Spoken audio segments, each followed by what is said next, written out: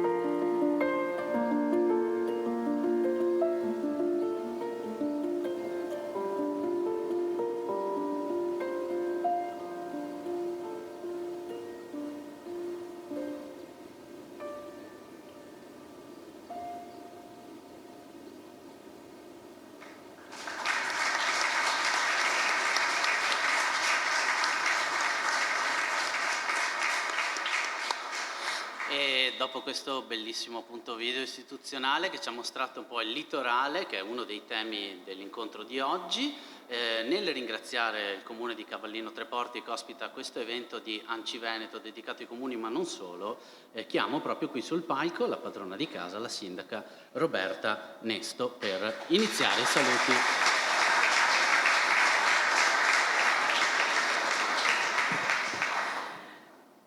Fa proprio voglia di andare in vacanza, vero? Siamo orgogliosi, lo dicevo poc'anzi con la sindaca di Eraclea, che le nostre eccellenze della Costa Veneta si sono viste tutte. Buongiorno a tutti, un saluto ovviamente al vero padrone di casa che è Mario Conte, ad ANCI, a tutto lo staff, ai vicepresidenti e al direttore.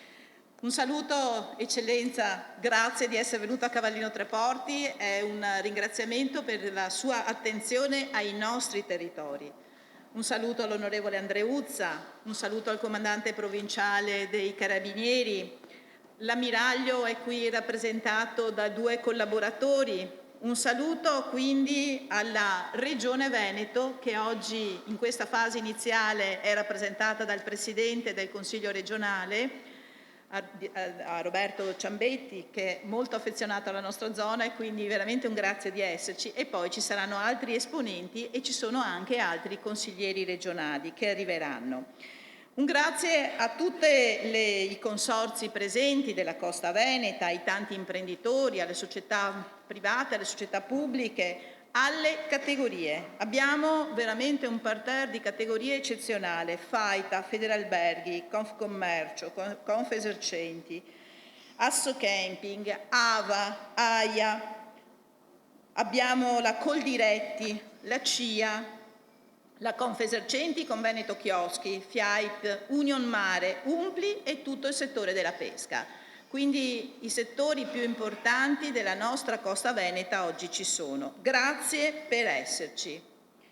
Ho lasciato per ultimi i colleghi sindaci.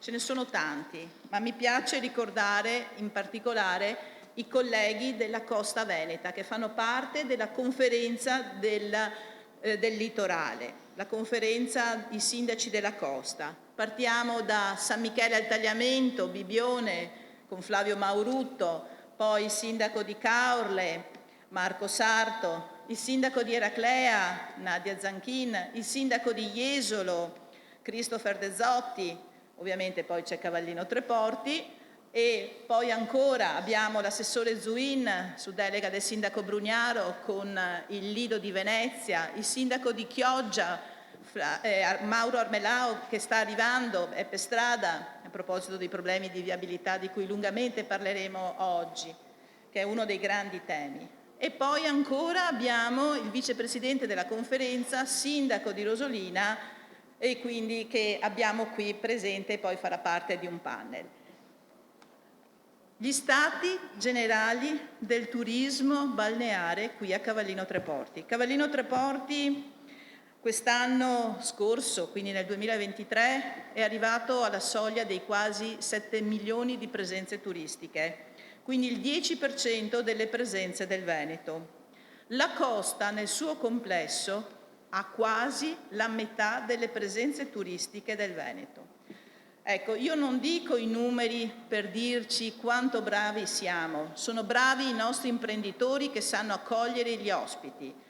Dico però che per un sindaco e per la conferenza dei sindaci è una grande responsabilità. E proprio per le sfide che noi siamo tenuti, e l'abbiamo provato col Covid, ad affrontare, il fatto che Mario Conte ci abbia richiesto di organizzare questo importante momento, io non posso far altro che ringraziarlo di cuore. È un momento prezioso per noi, per sensibilizzare, per raccontarvi i nostri problemi, per trovare delle soluzioni. Poi le soluzioni possono essere anche diverse da quelle che noi pensiamo. L'importante è che ci poniamo l'obiettivo di dare degli strumenti. Con i colleghi sindaci, infatti, noi sin dal primo momento, noi siamo nati come un tavolo spontaneo di confronto tra i sindaci della costa. Noi abbiamo evidenziato che essere sindaci è una sfida, è un onore ed è un servizio, ma che con la coesione e la condivisione tra noi potevamo dare un servizio migliore ai nostri concittadini. È stata questa un po' la cosa che ci ha fatto, nonostante i 1000 impegni, nonostante il problema della quotidianità che tutti abbiamo, ci ha fatto trovare il tempo per confrontarci, aggregarci e continuare questo percorso, arrivando ad essere oggi la conferenza dei sindaci del litorale.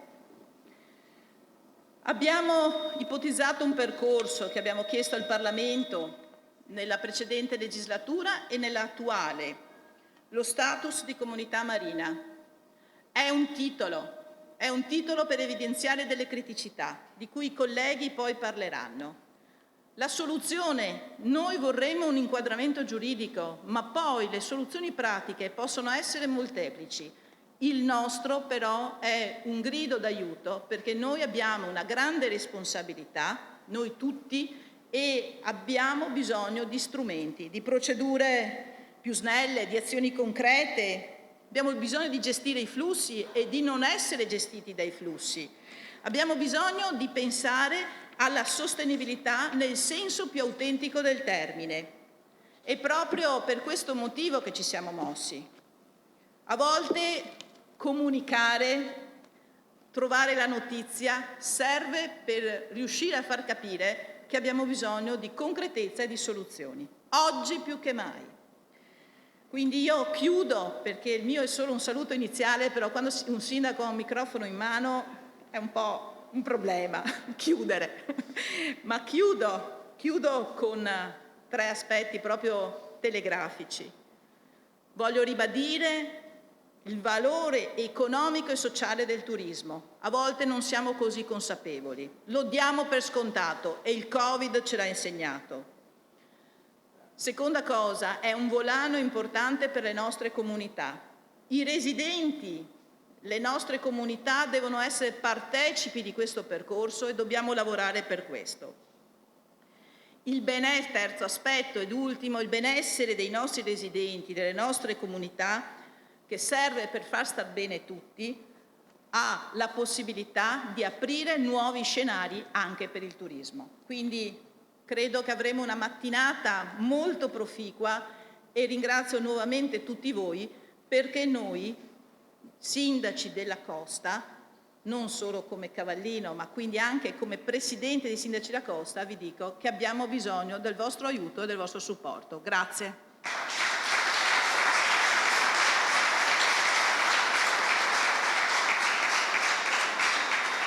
Grazie. Dunque, Cavallino Treporti in cima alle classifiche per presenze turistiche, in Veneto, regione più turistica d'Italia. Per questo chiamo il Presidente del Consiglio regionale del Veneto, Roberto Ciambetti, per un saluto.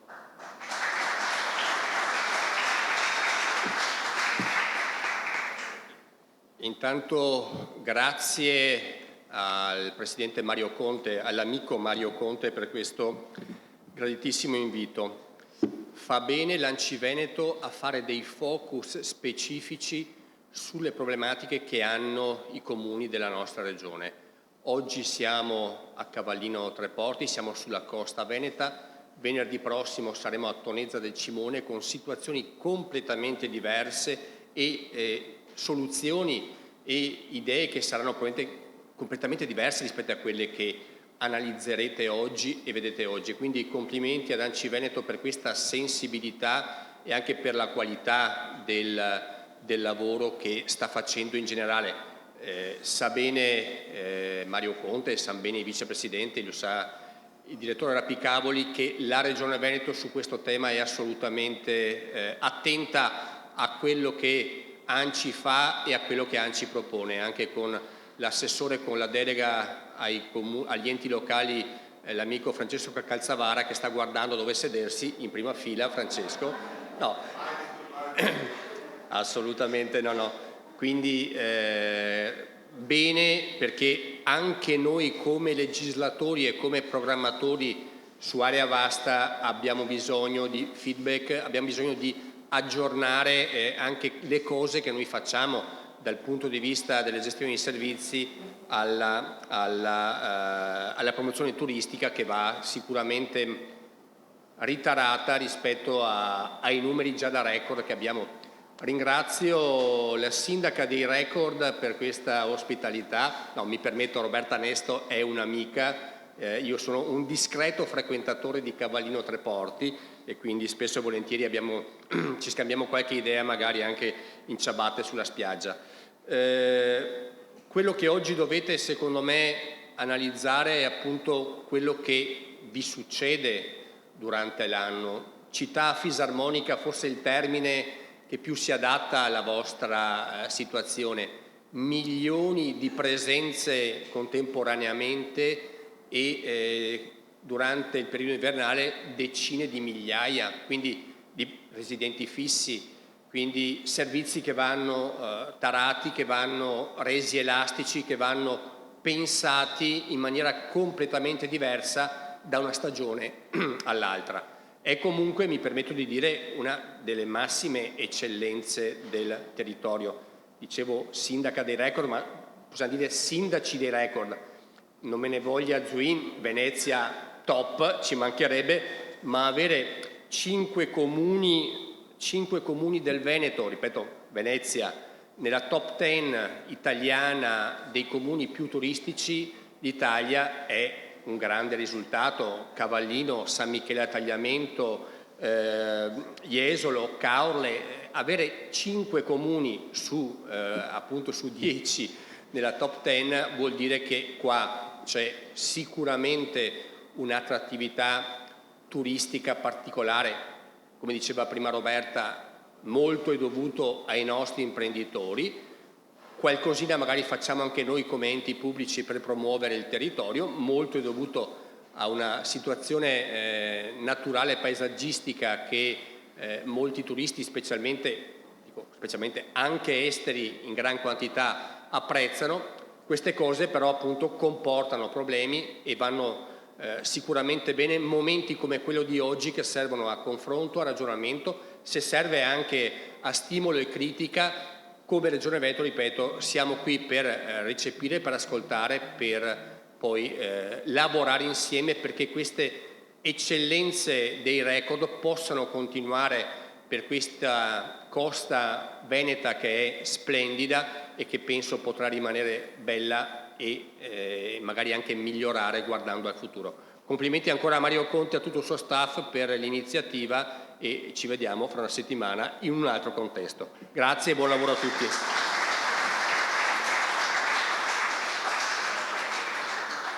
Grazie al Presidente del Consiglio regionale e dalle istituzioni regionali a quelle nazionali abbiamo qui con noi l'onorevole Giorgia Andreuzza, deputata della Repubblica, alla quale chiedo un saluto. Grazie.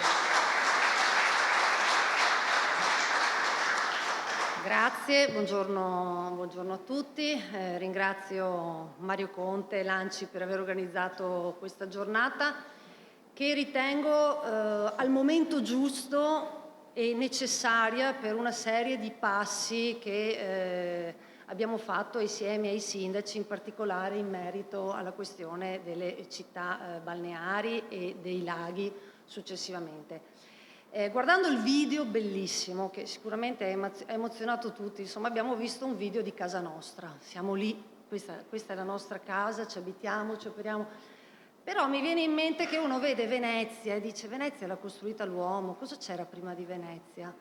E in tutte quelle spiagge che noi abbiamo visto così strutturate, così belle, piene di servizi sostenibili, 100 anni fa, 200 anni fa, cioè era zona di palude, di laguna, non c'era niente. Cioè il Veneto, che oggi è la prima destinazione a livello nazionale, le nostre spiagge anche a livello europeo, dobbiamo renderci conto che veramente con sacrificio, con umiltà, con lavoro, con intelligenza, ha costruito un patrimonio che è, secondo me, un modello veramente europeo.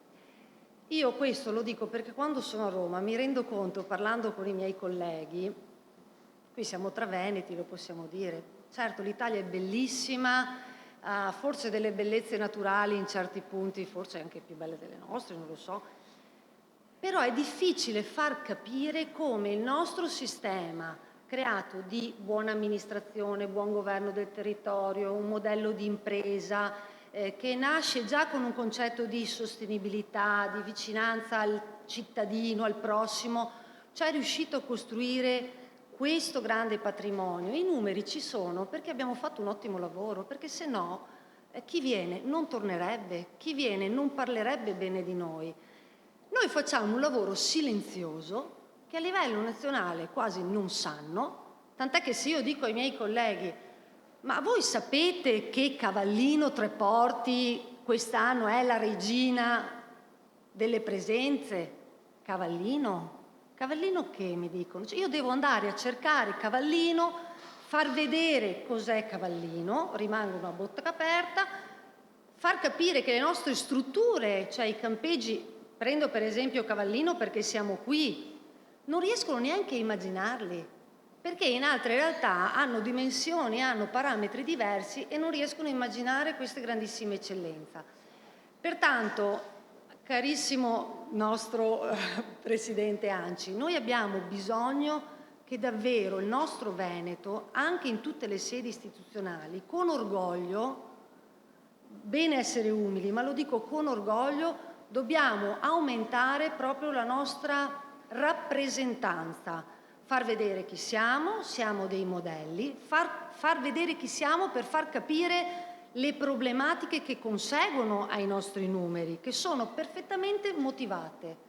Abbiamo parlato di città a fisarmonica, è un lavoro che è stato portato avanti dal G20 Spiagge, in prima persona ovviamente dal sindaco Onesto, un lavoro straordinario, ma è stato lunghissimo. Io stessa sono in difficoltà e in imbarazzo perché mi viene da dire ma cosa ci vuole con i numeri che abbiamo a far capire che queste città a fisarmonica, se hanno un riconoscimento a livello nazionale, poi si può ragionare ovviamente dal punto di vista legislativo, però le riconosco per poi andare a affrontare tema per tema per riuscire a risolvere determinati problemi. Non è così semplice e io qui chiedo di nuovo aiuto a ANCI che è qui oggi, perché credo se dopo il G20 che ha fatto un grande lavoro, la conferenza dei sindaci delle spiagge, ANCI che riguarda le spiagge ma anche l'entroterra, l'entroterra vive delle ricadute delle nostre spiagge, per cui aiutarci a far capire a tutti i sindaci che andare a fare un lavoro importante per rafforzare la capacità di gestione dei servizi nelle nostre spiagge non è un aiuto che ognuno fa solo al proprio comune, è un supporto che diamo alla viabilità, ai comuni vicini, a un turismo che comincia a allargarsi. Sono tante cose, poi verranno spiegate sicuramente bene. Pertanto arrivare oggi a parlare qui ad ANCI con tutti i sindaci e le categorie diventa veramente fondamentale per riuscire ad arrivare nei tavoli superiori e veramente io spero che ANCI Veneto riesca a portare questa tematica ad ANCI nazionale perché può veramente rappresentare in questo momento la fotografia di un territorio che non ha e uguali da nessuna parte e che ha bisogno per mantenere, ovviamente per mantenere tutto questo, per migliorarlo, non ce la può più fare da solo, ha bisogno di rafforzare alcune misure. Io pertanto, per chi non lo sa, comunque il lavoro che ho fatto in questi anni, nella prima e seconda legislatura, è stato veramente a fianco ai nostri sindaci. Serve però unire anche tutte le forze politiche, cioè superare anche quella che è la parte politica per entrare veramente in quello che è un concetto di benefici per i territori e per i sindaci. Noi stiamo cercando in Parlamento di portare questa legge con un iter parlamentare che sia condiviso da tutte le forze politiche. Però per questo, ripeto, c'è bisogno di tutti i sindaci, nella figura di ANCI, nella figura di tutti voi che siete qui per riuscire a parlare con le istituzioni e i rappresentanti, perché se no ci troviamo a Roma di fronte a continui muri di gomma e difficoltà, perché quello che noi qui conosciamo, ce lo diciamo, lo conosciamo benissimo, testimone la nostra sindaca Nestra, quando si arriva a Roma a volte è difficile far conoscere e far capire la nostra realtà. Io vi auguro un buon lavoro, resto assolutamente a disposizione perché sono certa che ne uscirà un lavoro utile che se verrà trasmesso a me così come a tutti gli altri colleghi possiamo trasformarli in atti concreti. Grazie a tutti.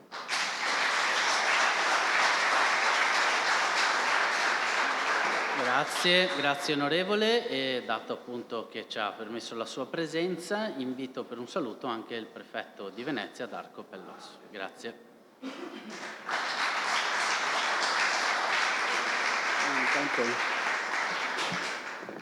Buongiorno a tutti i presenti, ai sindaci e alle sindache che sono qui radunati. Un saluto cordiale al sindaco Nesto che mi ha accolto con molta cordialità e ovviamente a Mario Conte che è il presidente di ANCI Veneto e che in questo momento svolge un ruolo trainante, mi sembra, un po' su tutti i temi. Nei giorni scorsi ci siamo sentiti anche molto velocemente per parlare di PNRR, che penso che sia uno dei temi più significativi per i comuni, per l'attivazione di queste cabine di regia che tendono a portare il più vicino possibile agli enti locali anche la possibilità di dare voce a livello nazionale di quelle che sono le difficoltà che quotidianamente i sindaci soprattutto trovano nel loro quotidiano operare, soprattutto dovendo anticipare tutta una serie di spese che in qualche maniera poi il Governo nazionale è tenuto a ripianare. Saluto l'onorevole Andreuzza, il rappresentante del Comune di Venezia, al quale sono legato per vicinanza geografica, e poi consentitemi di salutare con cordiale amicizia e ringraziamento il comandante dei Carabinieri, ma in qualità di rappresentante di tutte le forze dell'ordine, perché non possiamo parlare di turismo, di eccellenze turistiche, eccetera, se non pensiamo anche a quello che è l'assetto della sicurezza. La sicurezza è un fattore fondamentale nelle nostre città e credo che le forze dell'ordine, questura, carabinieri, guardia di finanza forniscano un contributo fondamentale a quella idea di turismo che oggi viene declinata in questo momento. Sicuramente il tema è molto interessante. L'Italia è una nazione che non ha o non vuole coltivare giacimenti petroliferi, di gas, di carbone, però ha sicuramente dei giacimenti turistici significativi. Questa è una delle risorse di questa nazione. Questo tipo di risorsa però può trovare compimento in un ambiente in cui ci sia stabilità, e abbiamo visto quanto significativa sia stata sia la pandemia sia la guerra, no? Anche per tutta una serie di flussi turistici, e quindi abbiamo l'esigenza di richiamare l'attenzione su queste questioni. Il turismo è fondamentale per il nostro territorio ed è però una risorsa che è molto delicata, molto fragile, in qualsiasi momento può essere messa in crisi. La pandemia abbiamo visto che cosa ha significato, la guerra altrettanto. Quindi abbiamo bisogno di dare una strutturazione a questa attività economica, perché tale deve essere considerata questa risorsa del Paese. E credo che il tema che viene proposto oggi è un tema significativo perché la variabilità, questa geometria variabile delle città litoranee, delle città che sono interessate al turismo, è una questione fondamentale. Bisogna strutturare i servizi con una popolazione che può arrivare fino a 1 milione di abitanti in paesi che hanno 10.000 abitanti, 5.000 abitanti, 3.000 abitanti durante il periodo invernale. Ma la popolazione turistica che poi arriva nei nostri territori è una popolazione che ha bisogno di quei servizi da 1 milione di abitanti durante il periodo estivo. E quindi pensiamo a tutto quello che è anche l'apparato dei servizi sanitari, per esempio, se non di quelli di sicurezza. E come siamo sempre in affanno perché questa geometria variabile non viene tenuta nella dovuta considerazione. Parlo per casa mia, l'esigenza di dare sempre più risorse nel periodo estivo a comuni importanti come quelli che sono stati illustrati nel video è un problema grosso, perché poi le metropoli non chiudono durante il periodo estivo, gli altri centri turistici non chiudono e quindi i centri del litorale hanno bisogno di una possibilità di incremento di quelle che sono risorse per la sicurezza. Quindi credo che il tema così come posto oggi sia fondamentale. Tutto questo secondo me trova però una risposta, deve trovare una risposta soprattutto in un incremento delle risorse che devono essere assegnate agli enti locali e comuni, senza la proliferazione di ulteriori strutture che il più delle volte burocratizzano l'attività degli enti locali. C'è in Italia un soggetto fondamentale che è la base della Costituzione, che è alla base della Costituzione, così come sancito proprio dalla Carta Costituzionale, che è l'ente locale, che è il Comune. E al Comune devono essere fornite le risorse, auspicando che queste risorse siano adeguate e variabili secondo quelle che sono le esigenze. Quindi non si può che pensare ad un discorso che tenga conto di un dialogo costante tra centro e periferia, che tenga conto di quelle che sono le risorse, e bisogna sempre più dare voce a quella che è la voce degli enti locali, che poi è la voce del cittadino, è la voce del popolo italiano, che in base all'articolo 1 della Costituzione è davvero sovrano di questa nazione. Grazie.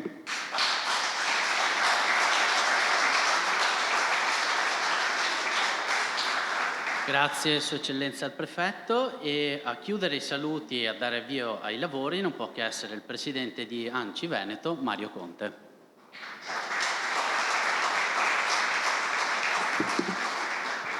Grazie, buongiorno a tutti, saluto anche l'assessore Calzavara e saluto Elisa che ci ha raggiunto, ringrazio ovviamente l'ufficio di presidenza, quindi Elisa, Eric e Maria Rosa, ringrazio il direttore Carlo Rappicavoli al quale chiedo anche un grande applauso perché 7 su 7 H24 ci assiste, supporta e scioglie tutti quelli che sono i nostri dubbi e le nostre riserve.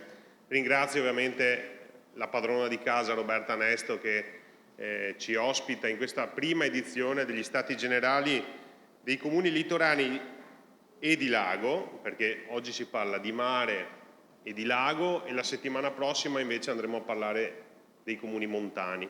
Abbiamo voluto accendere 2 riflettori specifici su delle tematiche mare, lago e montagna perché i problemi che affliggono i sindaci in generale li conosciamo tutti. Insomma, da mancanza di personale, i tagli, i segretari generali, insomma questi sono problemi che caratterizzano un po' tutti, no? dalle città, dall'entroterra fino ai vostri comuni. È altrettanto vero che qui però ci sono delle necessità in più.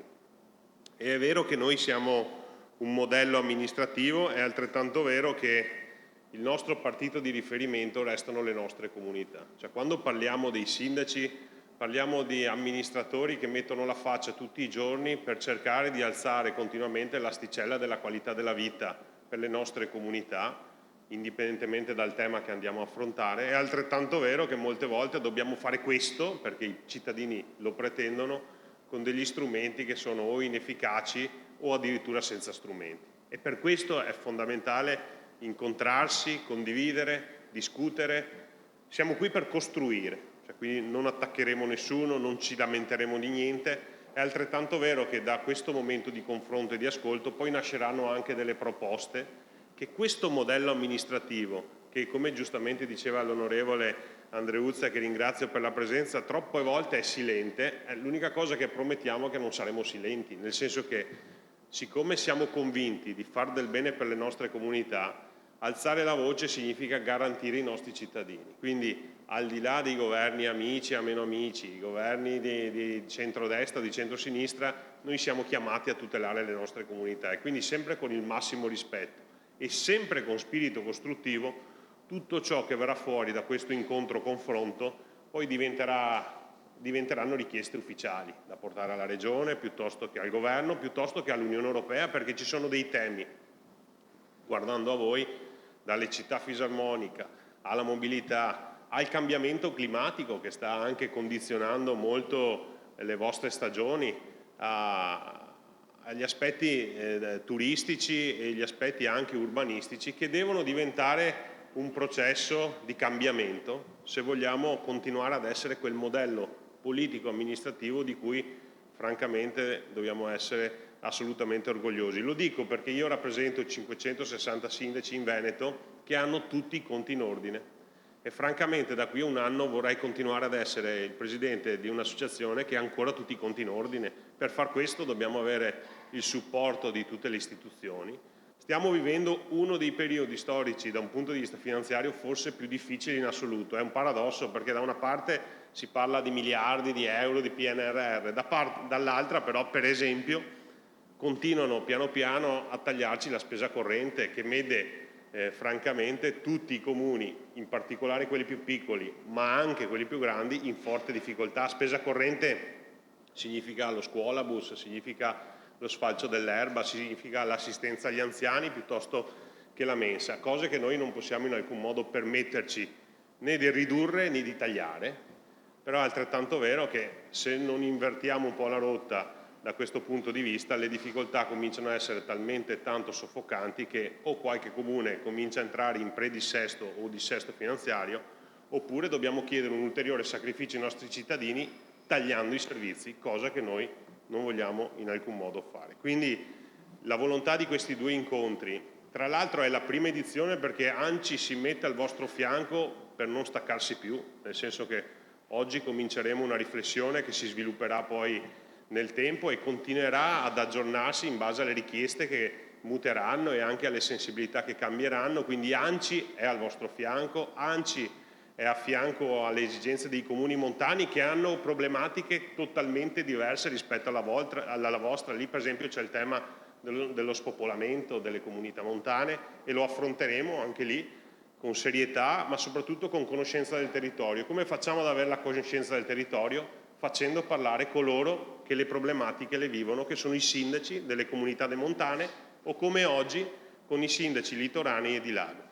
Quindi grazie davvero, spero che apprezziate lo spirito di ANCI che è quello di avvicinarsi ai territori, avvicinarsi alle problematiche dei territori e dei sindaci per condividerle e affrontarle insieme. Noi siamo un po' allergici alle imposizioni che ci arrivano dall'alto, tendenzialmente quante volte siamo a discutere che non riusciamo a capire il perché l'Europa, il governo. Ecco, noi vorremmo cominciare a fare una politica diversa che parte dai territori e con grande determinazione porta sul tavolo di confronto quelle che sono le esigenze vere delle nostre comunità. I cittadini non votano più perché non si riconoscono nelle iniziative politiche. Noi vogliamo cominciare a cambiare un po' il paradigma. Partiamo dai cittadini e per partire dai cittadini i migliori rappresentanti dei cittadini restano i sindaci. E quindi buon lavoro a tutti, un grazie alle istituzioni che oggi hanno voluto essere qui presenti. Sinceramente ci riempie davvero d'orgoglio perché significa che i sindaci sono ancora un punto di riferimento importante per le comunità. Devo dire che Roberta da questo punto di vista organizzativo è una macchina da guerra, quindi ringrazio te Roberta e tutto il tuo staff. Fatemi ringraziare di nuovo Carlo Rapicavoli, Enzo Muoio e tutto il personale di ANCI Veneto che ci sta assistendo da diverse settimane nell'organizzazione di questo evento, il mio ufficio di presidenza che è straordinario. Io credo nel modello amministrativo dei sindaci veneti. È un modello culturale importante, è un modello culturale che può diventare anche un traino per il nostro Paese. Se noi nelle difficoltà riusciremo a rimanere compatti, uniti, condividere le difficoltà e le opportunità, sono convinto che ne verremo fuori ancora più forti. Grazie davvero di cuore a tutti.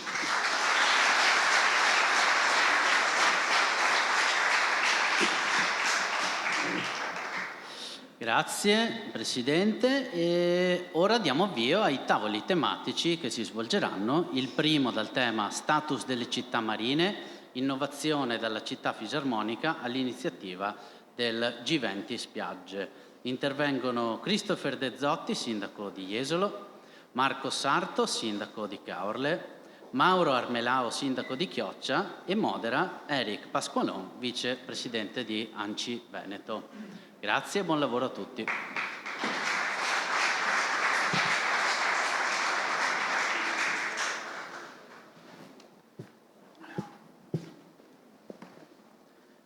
Buongiorno a tutti, un saluto da parte mia e in primis un ringraziamento al Presidente di ANCI, Mario Conte, che mi ha delegato a questo primo tavolo tecnico, tavolo tematico importante che, come introduceva bene, riguarderà l'innovazione della città fisarmonica all'iniziativa del G20 Spiagge.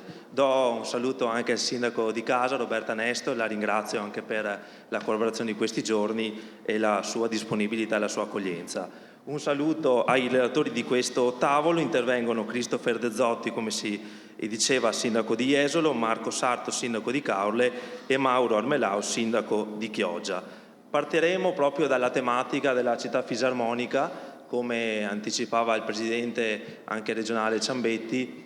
proprio per cominciare ad ascoltare quelle che sono le criticità dei sindaci del litorale e per andare a poi fare sintesi rispetto a quelle che sono le proposte da portare al tavolo nazionale. Quindi la prima domanda che riguarderà tutti e 3 sindaci sarà capire come e quali sono le criticità rispetto alla gestione del turismo in una città fisarmonica, tenendo conto appunto dell'immagine che ben raffigura le vostre comunità, i flussi turistici molto importanti durante il periodo estivo, che quindi portano milioni di persone all'interno dei vostri territori, mentre poi durante il periodo invernale c'è questa contrazione rispetto ai residenti. Quindi come si riesce, come si deve tutelare la parte dei residenti cittadini e dall'altra come gestire il flusso del turismo partendo dai dati importanti del vostro litorale. Partirei proprio da questa domanda e mi rivolgo al Comune di Jesolo, quindi al Sindaco di Jesolo, Christopher De Zotti, che fra l'altro è un sindaco giovane, da tanti anni ormai anche nell'amministrazione comunale. Mi sono leggermente studiato anche la tua storia, già dal 2012 consigliere comunale, poi già dal 2019 direttivo ANCI e votato il 26 giugno 2022 con il 57,29% delle preferenze, quindi nominato sindaco proprio un paio di anni fa. Un comune importante, non c'è bisogno sicuramente della mia presentazione, un comune di 27.000 abitanti, quindi con una residenzialità molto importante, ma che supera i 5 milioni di presenze turistiche all'anno, posizionandosi proprio come 8° comune per maggiori presenze. Fra l'altro presenze anche che hanno diverse arrivi, nel senso che c'è sia una popolazione e un turismo di tipo straniero importante, ma anche un turismo che si allarga rispetto al periodo estivo, perché riguarda anche mesi che sono al di fuori dei mesi prettamente estivi, sia insomma nel mese di maggio che nel mese di settembre ci sono sicuramente numeri molto alti. Quindi partiamo da questo, partiamo dai numeri. Come si riesce a gestire un turismo così importante nei mesi estivi e non solo, e soprattutto quali sono le criticità che emergono rispetto a questo fenomeno così complesso? Bene, grazie. Allora, buongiorno a tutti. Ero giovane prima di fare il sindaco, poi ho preso qualche anno. No, scherzi a parte, allora do un saluto a tutti, salto ovviamente di salutare tutti perché sono già stati salutati in precedenza. Jesolo 5 milioni e mezzo di presenze, faccio rilevare il dato degli arrivi, che poi è un dato che permette anche di quantificare il numero di persone diverse che arrivano. Siamo a circa 1.200.000 arrivi, quindi questo è un dato significativo che ci permette anche di motivare meglio l'effetto fisarmonica che poi si traduce in 27.000 abitanti, anche se in realtà poi durante l'anno, per vari motivi anche della presenza dei cantieri, di opportunità lavorative, difficilmente stiamo sotto i 30.000 abitanti durante la giornata. A questo mi sentirei di aggiungere anche un fenomeno che ormai è in divenire, ovvero quello di un diverso sentire della residenza, del domicilio. È sempre più diffuso, probabilmente a partire dal Covid, questa pratica delle persone, soprattutto chi se lo può permettere, che ha un lavoro che può permettere di non essere fisicamente ancorato a un luogo, di trascorrere alcuni giorni della settimana nel proprio comune d'origine, pensiamo a Mestre, pensiamo a Treviso, pensiamo a Padova, e di trascorrerne altri, quindi con la possibilità anche dello smart working, di una maggiore flessibilità, in luoghi magari più attraenti per quanto riguarda la qualità della vita, come Jesolo, dove abbiamo una grossa presenza di seconde case e rileviamo la presenza di questo fenomeno che non è tracciabile, quindi non riusciamo a tradurre in un numero di abitanti equivalenti, però la percepiamo anche durante l'inverno, la presenza di un numero maggiore di persone che sono presenti in città e che usufruiscono anche dei servizi generali che la città dà. D'estate poi ci trasformiamo per almeno una novantina di giorni in una realtà che difficilmente sta sotto le 100-120.000 presenze quotidiane, con dei picchi che arrivano anche a 170-180.000 persone. Quindi basterebbe già questo per spiegare come una struttura amministrativa, una struttura anche della sicurezza urbana che è tarata su una realtà di 27.000 abitanti, poi durante l'estate affronta dei numeri che esplodono con sostanzialmente gli stessi numeri. Giusto per spiegare come la macchina amministrativa riesce ad affrontare la flessibilità, la affronta in maniera molto limitata, perché ad esempio per quanto riguarda la polizia locale noi rispetto ad un organico ordinario di 60 agenti durante l'estate riusciamo ad assumere 9 agenti di polizia locale stagionali, che sono sicuramente utili ma non sono proporzionalmente diciamo, rispondenti a quello che è l'aumento della capacità. E poi le società partecipate assumono alcuni dipendenti stagionali, ma anche lì ovviamente in misura molto minore rispetto alle esigenze.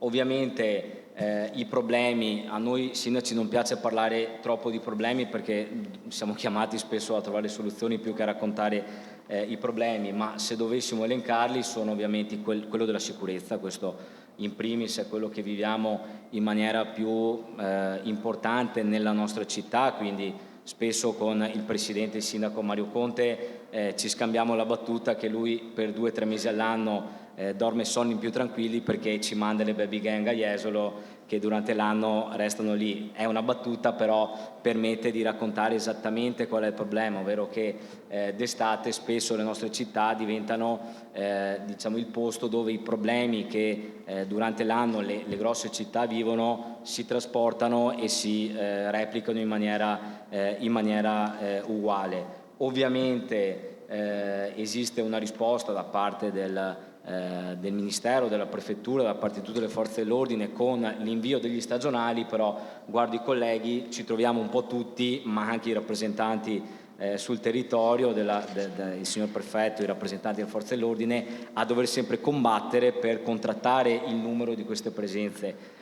Sarebbe utile e necessario avere un modello che in via ordinaria, anche su base matematica, dia un giusto riconoscimento a quella che è la presenza necessaria nelle realtà turistiche rispetto ai rinforzi estivi. C'è un tema di rifiuti, perché ovviamente c'è l'esplosione della produzione di rifiuti durante l'estate, c'è un problema di traffico, l'avete visto tutti arrivando qui, e quindi strade che sono tarate per un traffico normale, un traffico residenziale, poi non sono adatte per ospitare i flussi turistici che arrivano. Parliamo di parcheggi, parliamo di servizi locali e qui introduco un tema che magari alle volte sfugge perché spesso raccontiamo appunto di sicurezza, di parcheggi, di rifiuti, di arenile. Noi durante l'estate ad esempio abbiamo una richiesta molto superiore rispetto a quella che è diciamo l'offerta che diamo tarata sui nostri residenti rispetto ad esempio alle colonie marine, ai GREST, ai centri estivi, perché dobbiamo dare risposta non solo ai nostri residenti, ma ad esempio a tutti i lavoratori stagionali dei comuni limitrofi che magari per comodità vanno meglio a far frequentare i centri estivi o le colonie nel comune di Jesolo, ma non siamo in grado di dare una risposta perché non abbiamo i numeri, non abbiamo la capacità anche di compartecipazione alla spesa. Ecco, quindi questo per raccontare come il tema è sicuramente di adeguare l'offerta turistica, ma è anche di garantire uno standard di servizio anche alle comunità locali, perché evidentemente è vero che un cittadino di un comune turistico è fortunato perché la capacità di spesa e di investimento dei nostri comuni è maggiore grazie anche agli introiti del turismo, però è evidente che esistono anche dei disagi che si trasmettono ai nostri residenti che vorremmo essere in grado di trasformare appunto non solo in disagio ma in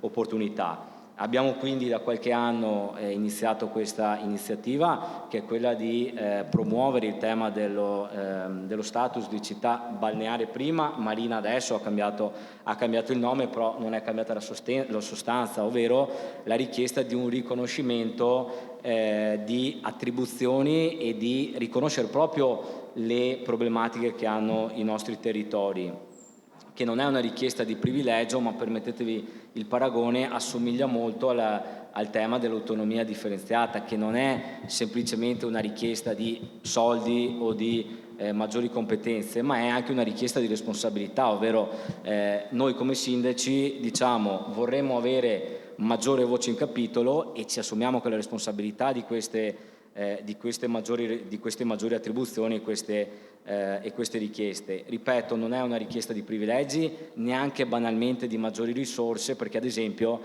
già con la possibilità di avere libertà di spesa negli introiti dell'imposta di soggiorno già avremmo una buona possibilità di risposta a molte delle esigenze che abbiamo sul piatto. Ecco, quindi tutte queste occasioni ci servono appunto per creare una base solida di consenso e di spiegazione rispetto a questa nostra richiesta e quindi cercare di informare e coinvolgere i maggiori portatori di interesse possibili rispetto appunto a questa proposta, che è vero ha trovato la disponibilità di molte forze politiche, direi quasi di tutte, c'è diciamo la volontà di perseguire un iter legislativo, però ripeto avremo bisogno in questo momento di mettere un'ulteriore marcia e quindi questa occasione ci è utile anche per appunto informare prima ancora che reclamare dei privilegi o degli status. Grazie. Grazie al sindaco di Jesolo, Christopher De Zotti, che ha parlato di sicurezza, ha parlato di temi importanti, rifiuti, che sono dei temi già di per sé cari e sensibili a tutti i sindaci, noi in primis rappresentiamo i cittadini e immaginiamo in aree così affollate e turistiche quanto possa essere difficile. Passiamo la parola adesso al comune di Caorle, al sindaco Marco Sarto, che è stato eletto sindaco nel 2021, ma già sindaco 2 volte, nel 2002 e nel 2007, quindi un sindaco di lunga esperienza, che amministra un comune di 11.100 abitanti, quindi un po' più piccolo rispetto a Jesolo, ma un comune molto esteso per 18 km di litorale sul mare Adriatico, e il comune di Caorle, ricordo, è il terzo comune per estensione della città metropolitana dopo il capoluogo di Venezia e il comune di Chioggia. Anche qui credo tante caratteristiche belle, una città sicuramente attrattiva, importante, con numeri assolutamente da record, quindi presentiamo velocemente il comune e poi anche qui andiamo a analizzare quelle che sono le criticità rispetto alla gestione del turismo. Buongiorno a tutti, grazie innanzitutto, buongiorno a tutti anche da parte mia, mi associo naturalmente ai saluti che hanno fatto chi mi ha preceduto, a tutte le autorità presenti. Io credo che sia importante capire di che cosa stiamo parlando.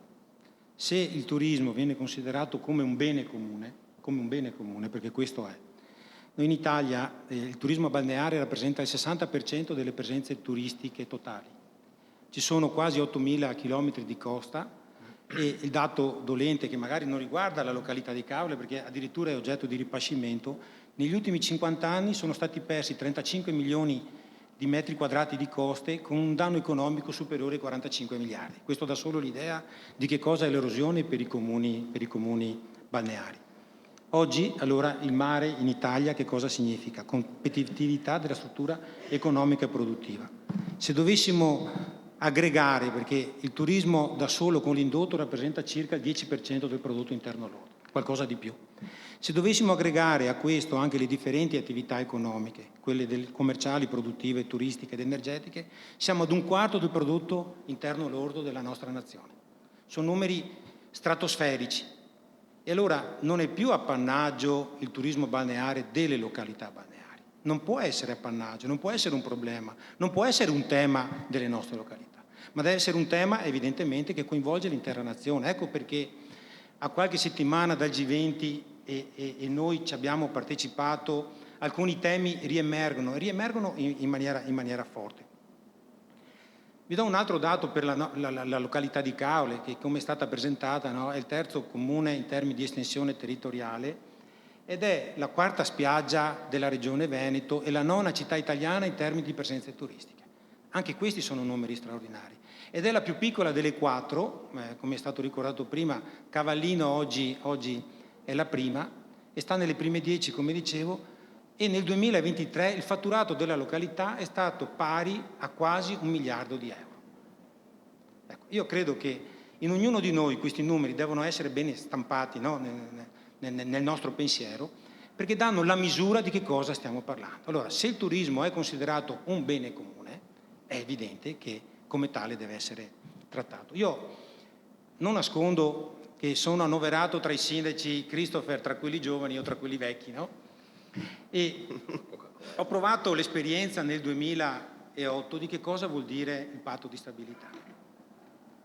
Io non oso pensare, perché fino ad oggi noi ce l'abbiamo fatta, la sindaca Nesto prima, la nostra Presidente, quando ha presentato il grido di dolore ha detto è un grido, è tale nel vero senso della parola. Ecco, io credo che fino ad oggi invece i comuni ce l'hanno fatta, sono stati in grado di soddisfare, perché se siamo arrivati a questo punto e primeggiamo evidentemente ce l'abbiamo fatta. Ma io non oso pensare cosa potrebbe succedere domani mattina. Se pensiamo che una località come Caorle arriva ad essere nel periodo stagionale pari ad una città come Vicenza, come Udine, come Treviso, con 120 dipendenti. E allora l'ha detto bene prima il collega che mi ha preceduto. Noi non possiamo pensare di poter sopperire a quelle che sono le esigenze a quel punto, non solo dei residenti, ma neppure dei turisti. Rispetto poi alle competenze che ci sono anche state trasmesse. Ne dico una su tutte, la questione del demanio marittimo. Caorle si appresta ad affrontare qualcosa come 49 gare, la cui semplice pubblicazione sulla Gazzetta Ufficiale costa qualcosa come 100.000 euro per tutte, con tutto quello che seguirà in termini di contenzioso e senza alcun tipo di risorsa.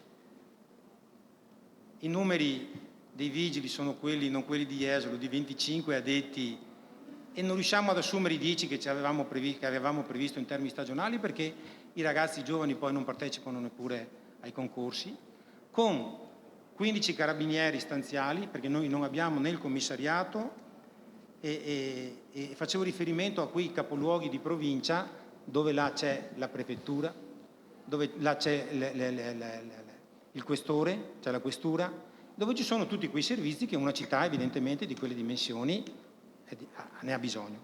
Allora, le competenze sono talmente tante e tali che corrono il rischio veramente di mettere in difficoltà un sistema. Il collega De Zotti ha detto prima, non abbiamo bisogno di risorse. Beh, non le disdegniamo sinceramente, nel senso che se arrivassero, ma basterebbe quella flessibilità che consentisse evidentemente a tutte le amministrazioni di poter assumere, di poter spendere con una certa libertà quelle risorse che sono nostre. E qua a questo punto della vicenda, tenuto conto di quello che l'Europa ci sta imponendo, si corre il rischio di avere delle risorse disponibili da poter spendere, ma da non poterlo fare, perché poi naturalmente a livello nazionale che cosa succederà? E non si potrà mica entrare nel merito di ogni singola realtà, ma ci saranno dei tagli trasversali per contenere la spesa a livello nazionale. E succederà che comuni come Caorle, Jesolo, Cavallino, Eraclea, Rosolina, San Michele al Tagliamento, Bibione dovranno e metteranno da parte delle risorse che potranno spendere forse chissà quando. Noi non possiamo permetterci di mettere in crisi un sistema che, come dicevo prima, oggi un sistema rappresenta il 25% del PIL nazionale. Non possiamo pretendere di fare la fine di quello che sta succedendo con il rischio idrogeologico, di rincorrere poi quando si presenta il problema nel fare la prevenzione. Abbiamo evidentemente bisogno di norme che ci consentano di essere veloci. Noi abbiamo un mondo che all'esterno corre a 200 km all'ora e delle strutture, pensiamo solo alla gestione dei fondi del PNRR. Pensiamo solo alla gestione di quei fondi, senza come dicevo prima, parlare della questione delle spiagge, della gestione del demanio. Se poi ci aggiungiamo il problema della viabilità, se poi ci aggiungiamo il problema della sicurezza, della gestione dei rifiuti, dello spiaggiato, che costa qualche dopo i colleghi so che lo presenteranno come problema, è un problema.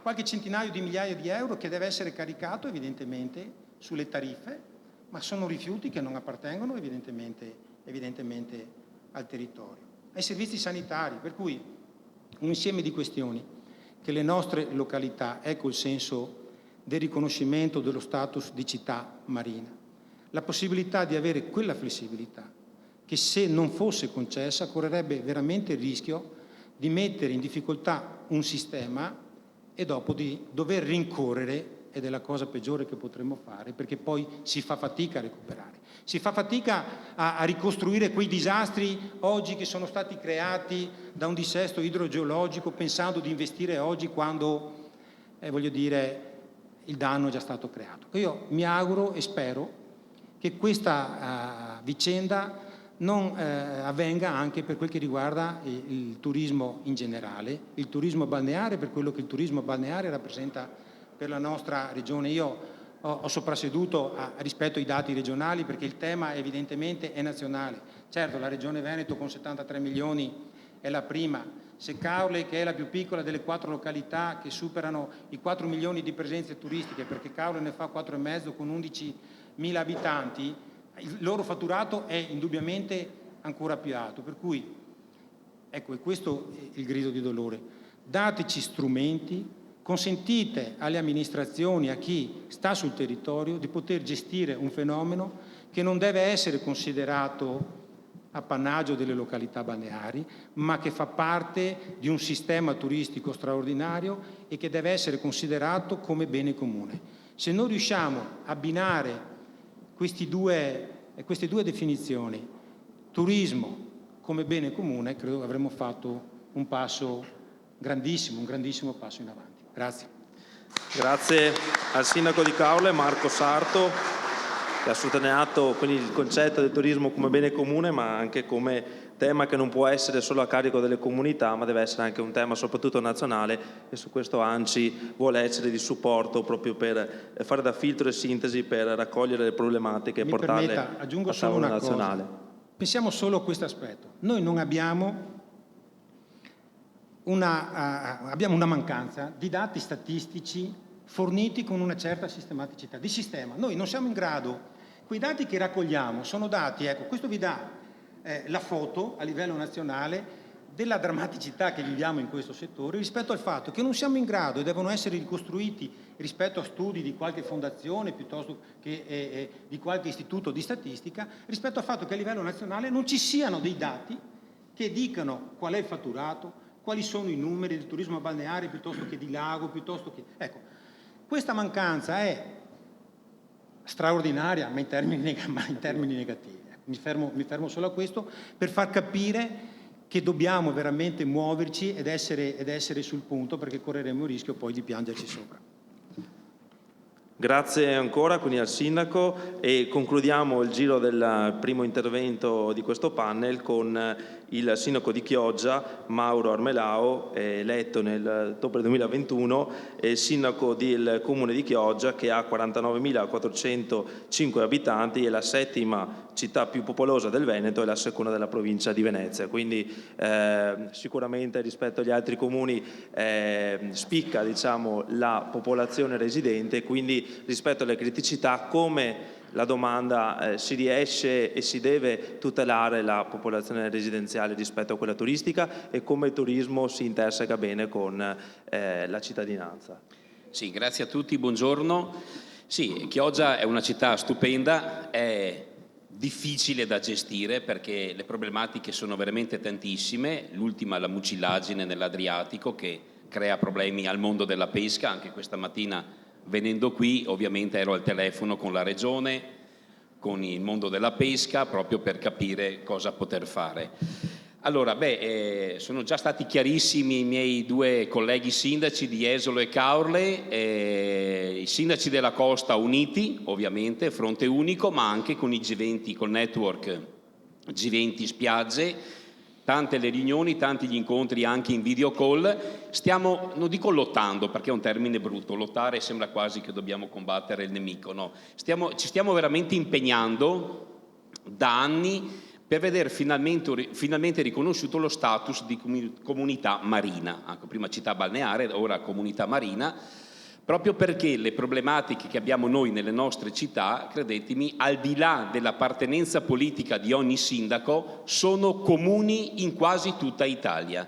Ecco, quindi città piccole che poi esplodono nel periodo estivo, e quindi i sindaci, io sono nato in Trentino, a Borgo Valsugana, avevo la vista dell'Ortigara.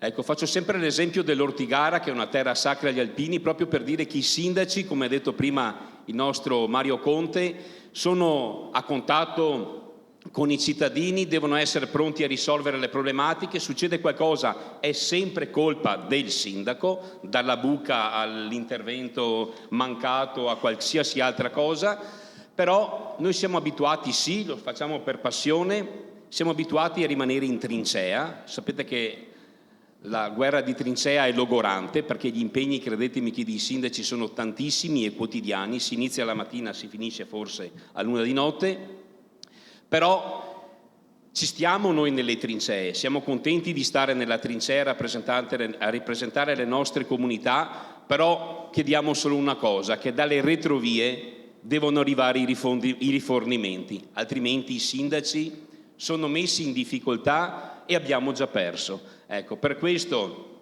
ovviamente grazie anche all'aiuto veramente di tutti i gruppi parlamentari, perché per fortuna nel network G20S ci sono sindaci ovviamente di diversa estrazione, provenienza politica, ci sono sindaci di liste civiche, chi di centrosinistra, chi di centrodestra, chi più simpatizzante della Lega, di Fratelli d'Italia, chi più del PD o del Movimento 5 Stelle, però siamo sicuramente animati da una missione comune, che è quella di vedere veramente riconosciuto questo status di comunità marina per avere delle risposte in termini di sicurezza, perché non dobbiamo, nel senso buono, litigare io con il sindaco di Jesolo perché dalla polizia, dal Ministero degli Interni sono arrivati 12 uomini, è già forse il quarto o quinto anno che manda solo 12 uomini, e sappiamo benissimo che le problematiche di Jesolo non sono le stesse delle problematiche che ha per fortuna anche Chioggia, ecco, anche se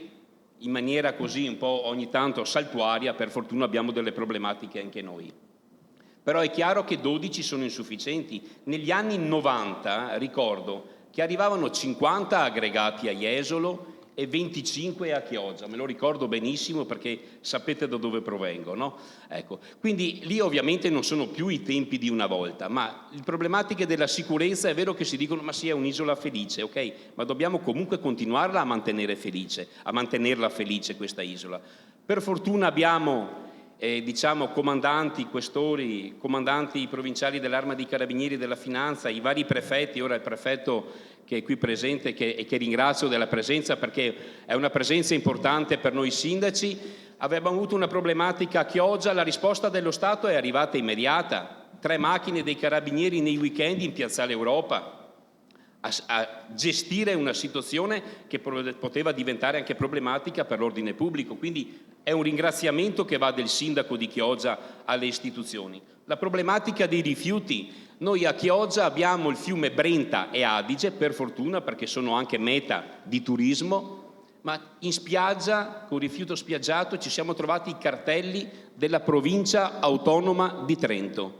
Li abbiamo fotografati. Ecco, quindi cosa vuol dire questo? Che il costo del rifiuto spiaggiato sulla Tari, ieri ho avuto ovviamente l'approvazione del PEF della Tari in Consiglio Comunale, chiaramente noi siamo maggioranza, l'opposizione ci ha massacrato per l'aumento dei costi. Però capite bene che è giusto che il residente di Chioggia si accolli anche l'intera spesa del rifiuto spiaggiato?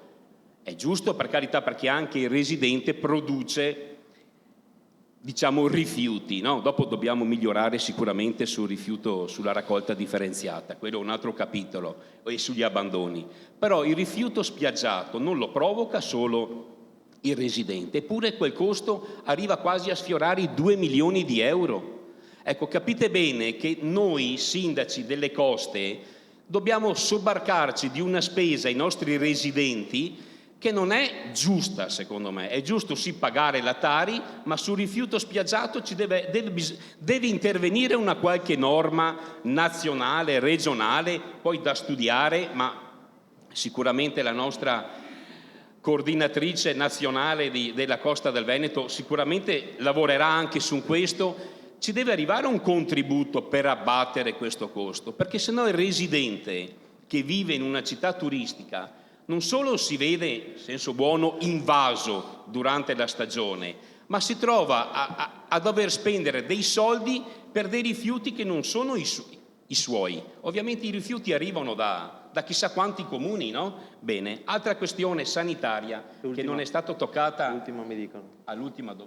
Ah, ok, allora mi fermo qui sul discorso dei rifiuti. Ecco, quindi ripeto, quello che chiediamo noi è attenzione da parte di tutti, fare un gioco di squadra come stiamo facendo ormai da tantissimi anni, e chiediamo veramente l'aiuto non solo dell'ANCI, ma un aiuto anche delle istituzioni, che quando arriva un grido d'allarme da parte di un sindaco della costa, che si sappia che quello non si è svegliato alla mattina con gli zebilei girati, diciamo, ma è perché veramente sta vivendo una problematica che ha il territorio. Ecco, io non voglio aggiungere altro perché poi so che c'è un altro giro di interventi. Chiudiamo. Chiudiamo. Allora, sanità, un altro problema che abbiamo è la sanità. Gli interventi, ovviamente in termini sanitari, aumentano a dismisura. Abbiamo un progetto bellissimo con l'ASL 3 della Serenissima, con l'estate sicura, sono stati potenziati dei servizi grazie anche a dei locali messi a disposizione degli imprenditori balneari. Ci sono dei punti medici avanzati, diciamo, per poter fare un primo intervento nel frattempo che arriva anche l'ambulanza del 118. Ecco. Quindi serve la collaborazione di tutto. Una cosa, mi rivolgo qua alle categorie economiche e turistiche dei vari comuni: se ci sono delle problematiche segnalatele riservatamente al sindaco, alle istituzioni, ai carabinieri, alla polizia di Stato, ma non, io ci tengo veramente, non utilizzate i social per creare allarmismo. I social, dico io, utilizzate per promuovere il territorio. Mettete il bel piatto di spaghetti con i vongoe, cioè mettete quello che state mangiando, mettete il paesaggio della spiaggia, ma non utilizzate i social per danneggiare l'immagine di una città. Se c'è una buca, segnalatela la buca, non metterla su Facebook. Ormai passa che metto sui social, ho risolto il problema. No, l'avete peggiorato il problema, perché aumenta lo sfogatoio dei leoni da tastiera. Segnalate le problematiche agli uffici di competenza, rimane traccia della segnalazione, ma non danneggiate i territori, ditelo anche ai vostri associati. E poi chiudo, non posso leggere alla mattina che Chioggia è Bronx dopo le 22, è pericolosissimo circolare per Chioggia, dove io ho 2 figlie, una di 17, una di 15, che ogni tanto si muovono anche dopo le 22, ma saranno più furbe o meno, però problematiche, per fortuna, dico, non ne hanno mai avute. Ripeto, utilizziamoli in maniera intelligente i social, non danneggiamo le nostre comunità. Grazie. Grazie quindi ai sindaci che sono intervenuti, ci piace la carica con la quale avete anche esposto le vostre criticità, sempre in ottica di risolvere i problemi. Quindi grazie, e passerei al secondo panel. Grazie a chi è intervenuto al primo panel. Prima di introdurre appunto il secondo, diamo lettura della lettera che ci è giunta dal Presidente della Regione del Veneto, Luca Zaia, che dice: Presidente Conte, nel ringraziarla per il suo invito, come già comunicato, non potrò partecipare al convegno per impegni pregressi. Esprimo il mio plauso a questa prima edizione degli Stati Generali promossi dall'ANCI per porre attenzione sulle specificità dei comuni veneti che si affacciano sull'acqua. Peraltro si tratta di comuni che sono caratterizzati da una forte presenza turistica, di cui sono centri attrattivi di accoglienza che aumentano la popolazione, soprattutto nella stagione estiva. Molte sono le questioni da affrontare, come la sostenibilità del turismo che impatta su viabilità e ambiente, che bisogna salvaguardare oltre che valorizzare. Il Veneto è la prima regione turistica d'Italia, con i suoi quasi 72 milioni di presenze e un fatturato che si aggira sui 18 miliardi. Dati importanti che riguardano anche le nostre città balneari, che richiamano ogni anno turisti e sanno variegare la loro offerta, anche con la promozione di un turismo sociale e inclusivo. Auguro quindi a tutti voi buon lavoro. Certo che da questo primo incontro si creeranno utili sinergie da mettere in campo, facendo squadra tra istituzioni ma anche associazioni di categoria. Concludo porgendo saluto della Regione del Veneto a tutti i presenti. Dottor Luca Zaia.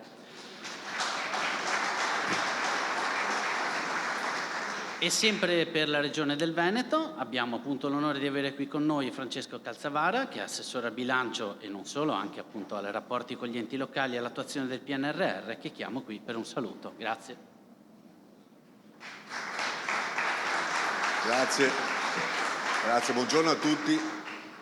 Comprenderete dal mio abbigliamento che non era previsto questo intervento, insomma, c'era il Presidente Ciambete, saluto il Presidente Zaia, però ringrazio il Presidente dell'Anci Veneto, l'amico Mario Conte, per darmi l'opportunità di portarvi ulteriormente il saluto della Regione del Veneto, che insomma, come avete sentito dalle parole del Presidente, è particolarmente orgogliosa dei numeri che la nostra Regione riesce a fare e che sono a testimonianza del lavoro fatto dalla Regione, ma fatto dagli enti locali e fatto dai tanti privati che hanno costruito questo modello nella nostra Regione.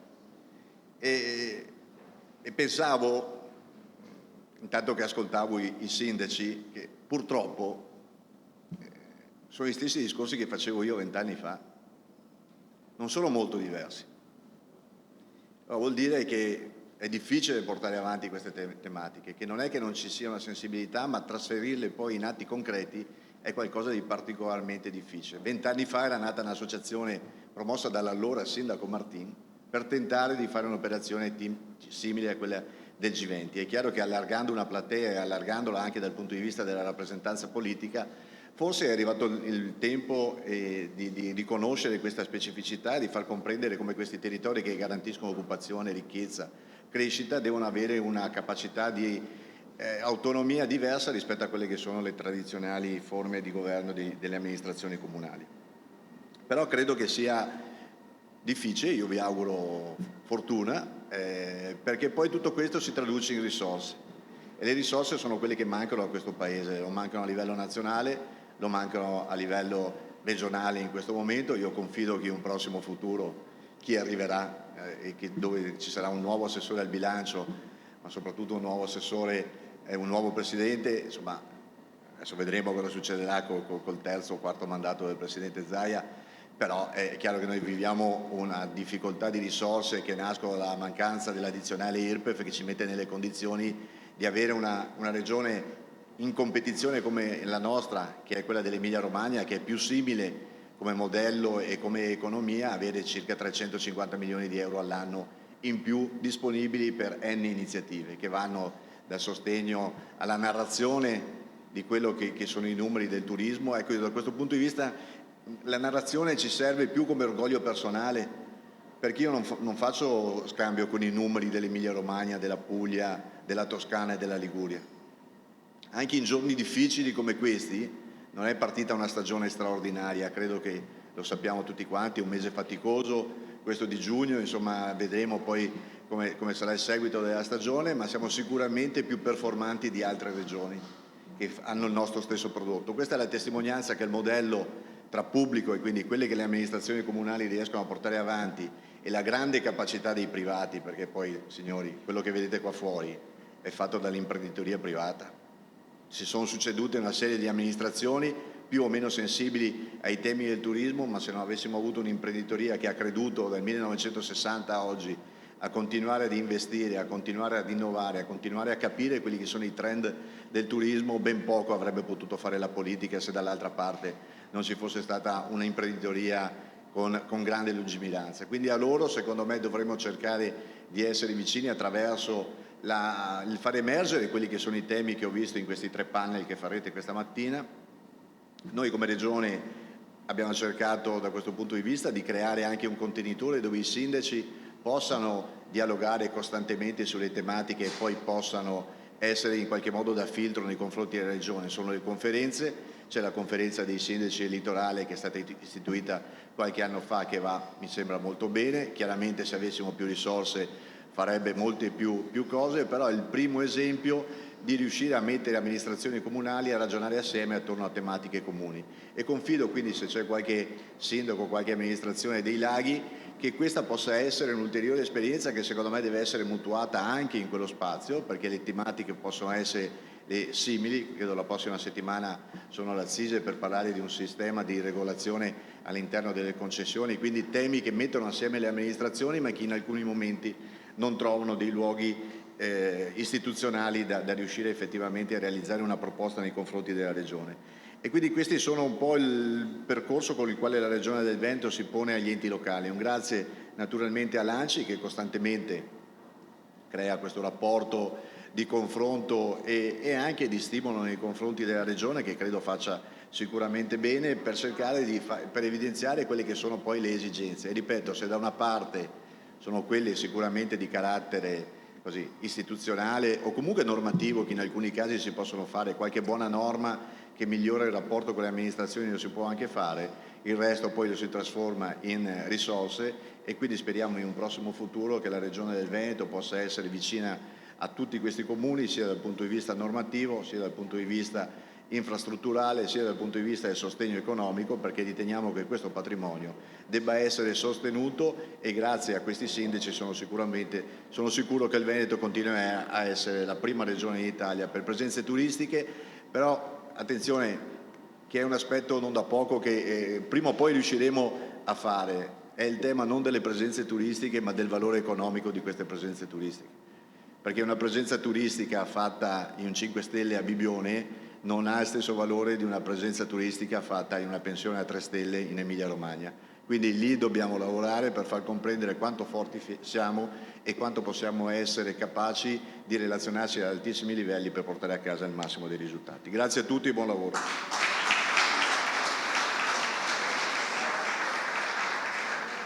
Grazie Assessore Calzavara, e diamo il via al secondo dei tavoli tematici dal titolo Sfide dei comuni costieri, soluzioni per mobilità, servizi e collaborazione tra destinazioni. Intervengono Michele Zuin, Assessore al bilancio del Comune di Venezia, Michele Grossato, Sindaco di Rosolina, Nadia Zanchin, Sindaca di Eraclea, e modera Elisa Venturini, Vicepresidente di ANCI Veneto. Buon lavoro. Grazie, buongiorno a tutti. Permettetemi di unirmi al Presidente e all'Ufficio di Presidenza nell'esprimere il piacere di essere qui con voi oggi, appuntamento importante nella vita associativa di ANCI Veneto, e ringrazio in modo particolare la padrona di casa Roberta Enesto, che è stata impeccabile nell'organizzazione e permettetemi anche nell'accoglienza. E l'accoglienza è un tratto che distingue comunque gli amministratori, gli operatori di questo territorio, ed è quello che fa la differenza dell'Italia rispetto, possiamo dire, anche al resto del mondo, quindi la capacità relazionale che ci distingue, e lo dimostriamo quindi anche oggi con questo momento di aggregazione che noi abbiamo a livello associativo. Saluto tutti i sindaci, gli amministratori presenti qui oggi. Abbiamo anche rappresentanti delle istituzioni, appunto l'onorevole Andreuzza che è presente, l'Arma dei Carabinieri, vedo anche la Marina rappresentata dai comandanti. E poi ci sono anche i consiglieri regionali Marco Dolfino e Roberta Vianello presenti oggi. Questa dimostrazione naturalmente con l'assessore Calzavara che rappresenta la giunta regionale, questa dimostrazione che le istituzioni vogliono essere presenti e fare sistema. Abbiamo un tavolo di relatori importanti. Innanzitutto mi rivolgo ai relatori del tavolo, prima di presentarli ci diamo dei tempi, perché ogni vostra singola parola deve essere recepita dall'uditorio, quindi facciamo un solo giro, massimo 5 minuti. Su questo sarò fiscale, quindi vi tolgo la parola superato il tempo. Ma questo per voi, questo per voi. Agli ordini. Perché si capisca e venga, ribadisco, recepita ogni singola parola. L'argomento che viene proposto in questo tavolo riguarda uno dei temi sensibili dei comuni in genere, poi penso a questo territorio e dico forse anche a maggior ragione, ed è quello relativo alla mobilità. Per vivere un territorio bisogna potersi muovere in questo territorio. Sembra una banalità, ma non lo è, perché per muoversi in un territorio bisogna capire le modalità del movimento, le tempistica del movimento, le necessità legate a un movimento, e gli amministratori di quel territorio, di quei comuni, devono anche interpretare, devono capire come organizzare la mobilità nel territorio. Ogni singolo comune non è un'isola, ma naturalmente si deve rapportare con gli altri comuni. Non è semplice, perché poi abbiamo teste diverse, magari anche colori politici diversi che spesso non aiutano, e quindi bisogna riuscire a trovare il sistema per fare sintesi, perché poi le persone si devono muovere da un territorio all'altro. Allora, per affrontare questa tematica, Iniziamo con l'assessore del Comune di Venezia, Michele Zuin. Venezia, i comuni hanno pari dignità, però voi capite l'imponenza di Venezia, che è il capoluogo della nostra regione, quindi è tutto moltiplicato. E quello che succede a Venezia non è che se ne parla nei comuni limitrofi, se ne parla nel mondo. Quindi ogni decisione che viene presa fa un po' tremare le vene ai polsi. E dico all'assessore Michele Zuin che è stato particolarmente coraggioso e dimostra essere un innovatore, proprio se vogliamo in termini di mobilità pedonale anche, all'interno del proprio comune, con l'introduzione anche dei tornelli, dei numeri contingentati.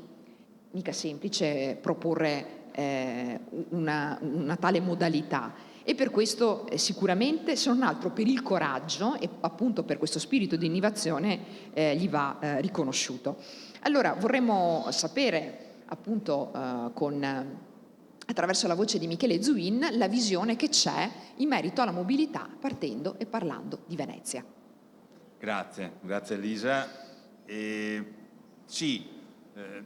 Da una parte abbiamo la Venezia centro storico con tutti i suoi problemi, come dicevi tu abbiamo anche introdotto il contributo ad accesso, non abbiamo messo i tornelli perché anzi vogliamo che ci sia comunque una libertà di circolazione, ma abbiamo cercato di disincentivare quello che è l'arrivo a Venezia in determinati giorni dell'anno, perché obiettivamente rispetto anche a altre città storiche che hanno centri storici, da noi fisicamente alla fine non ci stanno in Venezia centro storico, e questo abbiamo fatto una fase di sperimentazione in questo 2024 che si conclude al 14 di luglio. Il sistema ha funzionato, il prossimo anno ci sarà la vera fase di disincentivazione, fissando delle soglie eccetera, lasciando sempre la città aperta, perché il vincolo costituzionale della libertà di movimento eccetera non possiamo chiaramente bloccarlo attraverso un numero chiuso. Cerchiamo di disincentivare il turismo giornaliero, con questo contributo all'accesso, sperando appunto anche di avere dei risultati che comunque già nella sperimentazione si sono visti. Quello che mi piacerebbe parlare, dato che oggi è riservato a spiagge e quindi la nostra spiaggia, il Comune di Venezia, è il Lido di Venezia. Non è un caso che il sindaco delega me, perché sono del Lido di Venezia, conosco molto bene le problematiche, e quanto a mobilità noi abbiamo problemi completamente diversi da quelli che sono di altri colleghi sindaci o assessori, perché mentre loro hanno problemi di una mobilità legata al traffico stradale eccetera, noi abbiamo una mobilità che passa attraverso un trasporto pubblico locale o a volte anche privato, quello che va da Punza Sabbioni e porta o al Lido o a Venezia, e quindi viviamo un'offerta che facciamo come un comune con la nostra società in house che è AVM, viviamo una difficoltà che poi gli altri comuni vivono, Elisa, nelle loro normali attività, noi ancora di più nel momento turistico, nel portare la gente ad esempio in spiaggia al Lido, e cioè il fatto che in questo momento sono pochi gli autisti, sono pochi i capitani per quello che riguarda noi la navigazione. C'è questa crisi del settore non legata tanto alla possibilità di dare un servizio, non perché mancano i soldi per mettere linee, ma o perché non ci sono mezzi, anzi stiamo usufruendo di un finanziamento regionale con la nostra azienda proprio per investire sui mezzi. Il problema è che non ci sono i capitani per portarli, per cui rispetto magari al collega Grossato, alla Nadia, che magari hanno un problema di tipo di strade eccetera per arrivare alle loro spiagge, noi abbiamo un problema invece di trasporto pubblico locale, non di offerta, perché devo dire che il post pandemia fortunatamente ha riaperto anche molto di più di quello che era prima della pandemia, perché ormai i risultati del 2019 li abbiamo passati e oltrepassati, ma proprio per questo come c'è una grande crisi dei comuni costieri a trovare personale nelle attività legate alla ristorazione, all'alberghiero, a tutti i servizi che deve dare un comune, altrettanto difficile è trovare personale che poi tra l'altro per guidare un autobus, per arrivare appunto a fare il capitano di un battello in navigazione, ci sono corsi, ci sono tempi anche di inserimento eccetera, per cui non è facile, perché dal momento in cui tu fai un concorso e quando li trovi passa del tempo prima che poi operativamente riesci a metterli a lavorare, solo che la gente fa altro, considera con tutto il rispetto questi lavori molto faticosi, e probabilmente è vero, però noi stiamo cercando come azienda nostra appunto in house di dare tutte le facilitazioni possibili. Abbiamo appena firmato un contratto integrativo che è secondo noi molto vantaggioso per i nostri lavoratori dopo quasi 3 anni di trattativa, per cui speriamo di migliorare. Ultima cosa sulla mobilità, nella nostra, che ne abbiamo fatto anche oggetto dei nostri summit del mare, no? La mobilità lidense del TPL è completamente elettrica, cioè noi abbiamo preso 30 autobus elettrici con le ricariche veloci, e tutta la mobilità all'interno dell'isola per i turisti ma anche per i residenti è fatta elettrica, quindi diciamo un passo avanti anche in quello che è la nuova frontiera dell'elettrico, dell'idrogeno, di quant'altro, di cercare anche la sostenibilità e di pesare meno sull'ambiente. Ecco, io se mi pare di aver esaurito, è anche stato nei tempi. Bravissimo. Perfetto, grazie. Grazie all'assessore Michele Zuin del Comune di Venezia. Allora sottolineiamo 2 aspetti. Allora, uno positivo, mobilità elettrica, quindi Venezia a questo punto di vista è all'avanguardia. La nota dolente, il punctum dolens, è legato al personale nel trasporto pubblico, dal punto di vista della navigazione, quindi manca personale, mancano dei comandanti, e allora questa è la questione che interessa il Comune di Venezia, quindi personale della navigazione. Cambiamo comune. Altro relatore, abbiamo il sindaco di Rosolina Michele Grossato. Cambiamo anche provincia, quindi dalla provincia di Venezia passiamo alla provincia di Rovigo. C'è comunanza per quanto riguarda il mare, sempre mare Adriatico, però c'è una componente diversa. Anche in queste zone ci sono fiumi nel veneziano, però qui abbiamo il fiume più importante d'Italia, abbiamo il Po, abbiamo il delta del Po, e quindi ci sono delle peculiarità e delle caratteristiche anche diverse. Interessante capire in un comune di 6.300 abitanti come viene organizzata la mobilità. Anche in questo caso comune piccolo, che ha determinate esigenze e caratteristiche durante l'anno, e poi durante la stagione estiva cambia. Allora vorremmo capire quali sono le criticità, se ce ne sono, legate alla mobilità di quest'area, e come siete organizzati, e cercare quindi di dare un messaggio relativo a questa realtà. Grazie Elisa, buongiorno a tutti. 5 minuti? Ma sarò anche più breve, così offro 2 minuti alla collega di Eraclea. Innanzitutto ringrazio ANCI per questa opportunità, perché far squadra e avere opportunità di confronto credo sia sempre un momento di crescita. Noi lo facciamo costantemente con la conferenza dei sindaci della Costa Veneta, e mi ripeto, è un'opportunità importante per tutti noi amministratori il costante confronto.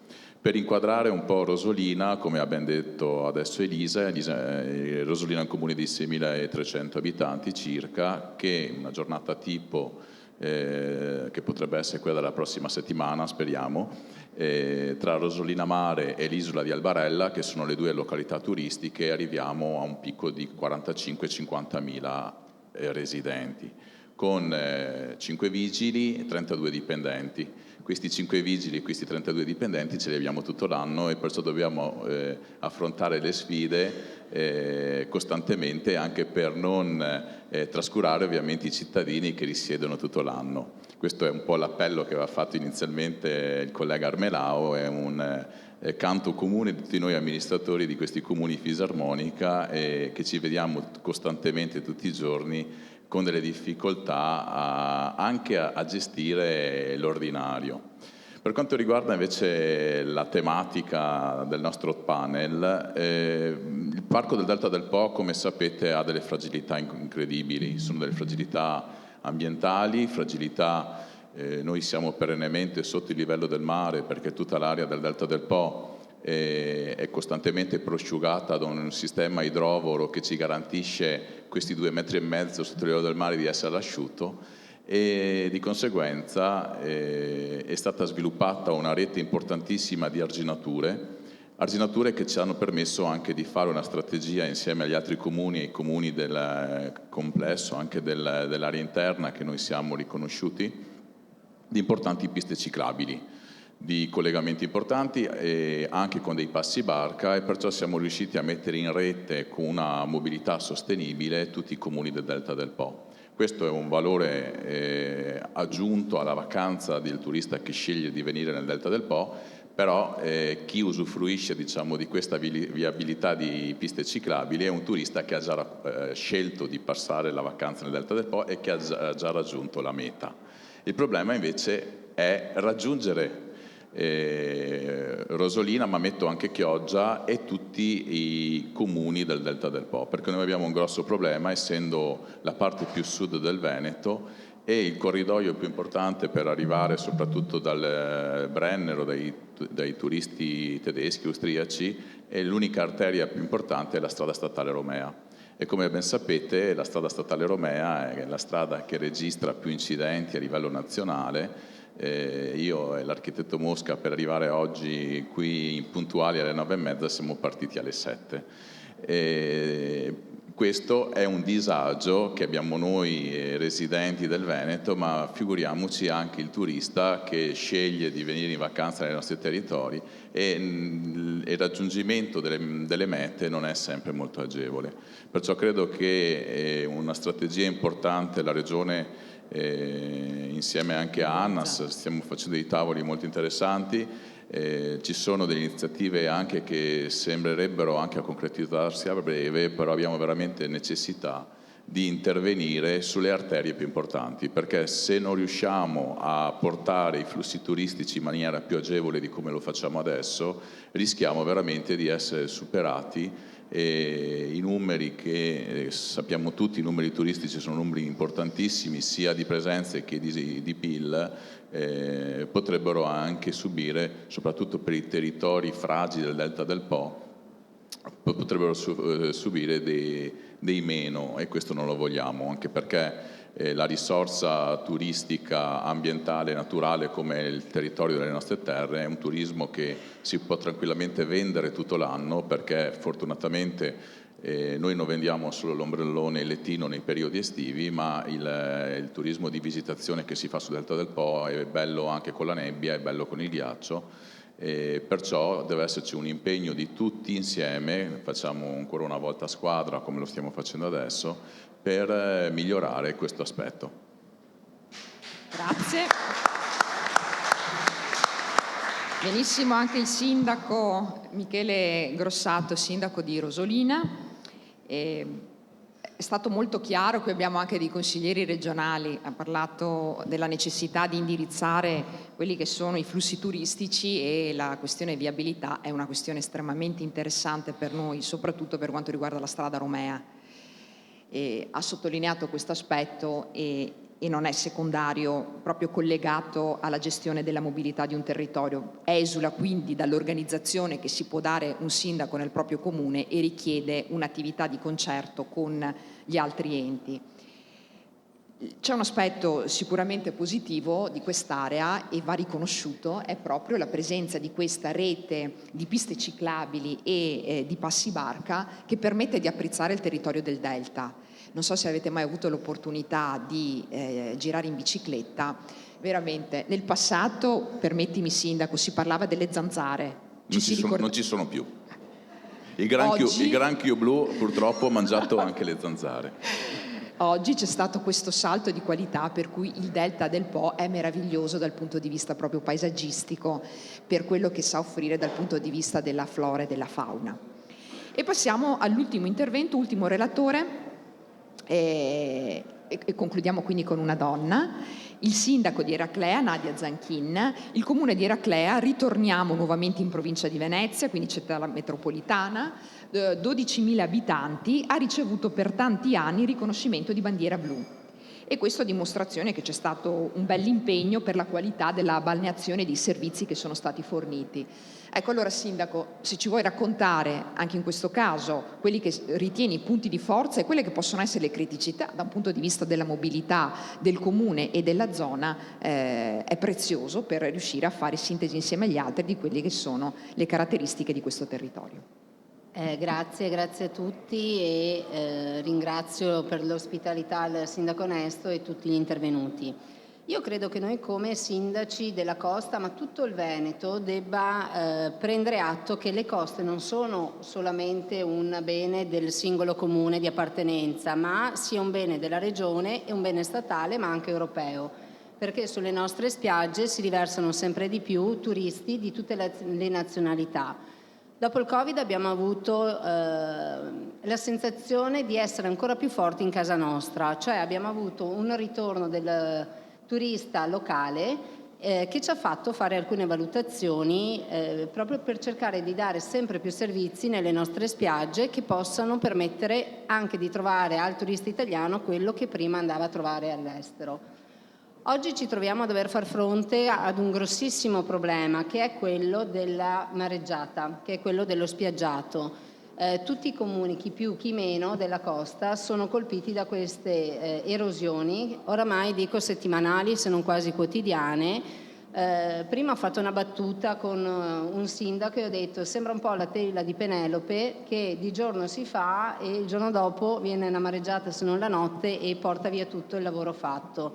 Questo mettendo in ginocchio non solo noi sindaci che ci troviamo a dover spendere migliaia e migliaia di euro su tutto lo spiaggiato, per portare la sabbia e quindi per rifare il ripascimento, ma anche i singoli operatori, i singoli concessionari che di tasca propria devono ripristinare quello che il mare porta semplicemente più al largo nel momento in cui c'è una mareggiata. Questo noi chiediamo un supporto non solo alla Regione, ma anche, col quale tra le altre cose come conferenza dei sindaci abbiamo anche portato sul tavolo della Regione un paio di settimane fa questo tema, ma anche un intervento a livello governativo e con tutte le autorità locali, perché sembra assurdo, però ci troviamo al classico intoppo burocratico per andare a prendere della sabbia che casomai è solo davanti. Noi abbiamo dei limiti di sabbia che gli operatori e noi stessi come comuni possiamo prendere per elevare e questo va a ritardare tutte le tempistiche necessarie che purtroppo il cambiamento climatico ci impone, perché oggi il più grosso problema è proprio il cambiamento climatico. Quindi quello che noi chiediamo è un intervento da parte di tutte le autorità, non solo governative e regionali, ma anche di quelle locali, quindi Capitaneria di Porto, Genio Civile, per poter fare un ripascimento in tempi brevi, in tempi brevissimi, tenendo conto di una stagione che comunque è già iniziata, perché un conto è fare una cosa nei mesi invernali, un conto invece è farla oggi, a giugno, quasi a luglio, quindi a stagione inoltrata. Un'altra criticità che ci troviamo a dover affrontare è lo spiaggiato. Siamo invasi da quintali e quintali di legna, di un po' di tutto il materiale che ci arriva da monte, arriva qui a valle. Quindi sarà oggetto, spero, di discussione anche nell'altra conferenza della prossima settimana. Perché? Perché comunque non solo ci troviamo a dover portare via questo spiaggiato, ma ci troviamo a dover affrontare anche i costi dello spiaggiato, perché oggi il costo è in capo ai singoli comuni e quindi gravano sui cittadini con risorse che vengono tolte per quello che si tratta attività cosiddette ordinarie, perché effettivamente per far quadrare il bilancio quelle sono le somme a disposizione e quindi dobbiamo sottrarle ad altri servizi che invece potremmo dare ai cittadini anche dell'entroterra, non necessariamente alle località balneari. Quindi noi quello che chiediamo è di puntare un po' il faro su queste problematiche che sono quelle più impellenti. Ce ne sarebbe una marea, perché oggi ci troviamo ad affrontare queste. Sono problematiche che cambiano di anno in anno, perché per assurdo nel 2022 ci trovavamo con il problema opposto e quindi con la siccità. Quindi la sinergia fra i comuni, la sinergia con le istituzioni tutte ci permette sicuramente di dare una risposta immediata a un turismo che è in netto cambiamento. Perfetto. Grazie. Allora il sindaco Nadia Zanchini del comune di Eraclea, che quindi ci fa capire non tanto un problema di mobilità, in realtà le necessità che hanno loro sono legate al ripascimento e allo spiaggiato. Sì, poi se posso aggiungere, Sì? prima è stata nominata la litoranea, anche questo c'è un bellissimo progetto per mettere in collegamento e quindi per dare un servizio in più anche attraversando i nostri fiumi, i nostri canali. Anche qui gli interventi da fare sono parecchi, perché comunque il dragaggio dei fiumi ha un costo, tutto quello che le coste che comunque sono sempre più fragili, dovute anche sempre ai cambiamenti climatici che vanno ad incidere sulle singole sponde dei canali o dei fiumi, richiede uno sforzo ulteriore anche per questo tipo di turismo, che comunque è sempre più frequente. La navigazione non riguarda solamente Venezia, che uno può pensare direttamente a Venezia, ma riguarda anche la voglia di conoscere l'entroterra tramite queste nuove vie di comunicazione. E per la litoranea chi chiediamo uno sforzo maggiore? Sempre alla Regione. Sempre alla Regione. La Regione, poi Quindi se c'è anche un intervento governativo, ben venga. ecco, le orecchie sono ben aperte. Allora ringraziamo quindi i nostri relatori, abbiamo capito quelle che sono un po' le criticità, nello stesso tempo le virtù di questo territorio, allora ne facciamo tesoro e lo condividiamo coinvolgendo anche le altre autorità, perché abbiamo capito che qui bisogna fare sinergia per cercare di dare il meglio. Quindi grazie veramente di cuore e buona giornata. Grazie. Bene, bene. Ho lasciato la bimba con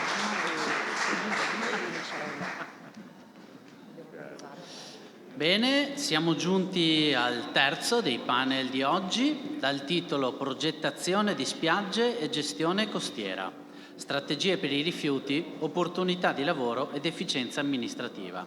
Intervengono Roberta Nesto, sindaca proprio di Cavallino Treporti, Flavio Maurutto, sindaco di San Michele al Tagliamento, Damiano Bergamini, sindaco di Lazzise. Modera Maria Rosa Pavanello, vicepresidente vicaria di ANCI Veneto. Grazie e buon lavoro. Sì, innanzitutto buongiorno a tutti e a tutti. Chiamerei il sindaco di Lazzise. Ecco. Innanzitutto io mi aggiungo ai saluti fatti da tutti, dal Presidente e dal Vicepresidente, e anche ringrazio la Sindaca Nesto che conosco bene. Insomma, io sono un'amministratrice del Veneziano e quindi un po' gioco più in casa rispetto a voi, ma appunto nel nostro tavolo abbiamo anche il tema importante dei comuni di Lago. Molto piacere, prego. Buongiorno. Ecco. Allora, innanzitutto do il benvenuto al sindaco Damiano Bergamini, alla padrona di casa, alla sindaca Nesto e al sindaco di San Michele al Tagliamento. Noi siamo gli ultimi della mattinata, una mattinata molto intensa, per cui devo ripetermi e di essere particolarmente efficaci, perché in realtà poi forse dovremmo un po' fare la sintesi di alcuni temi che sono stati un po' toccati in tutti i tavoli.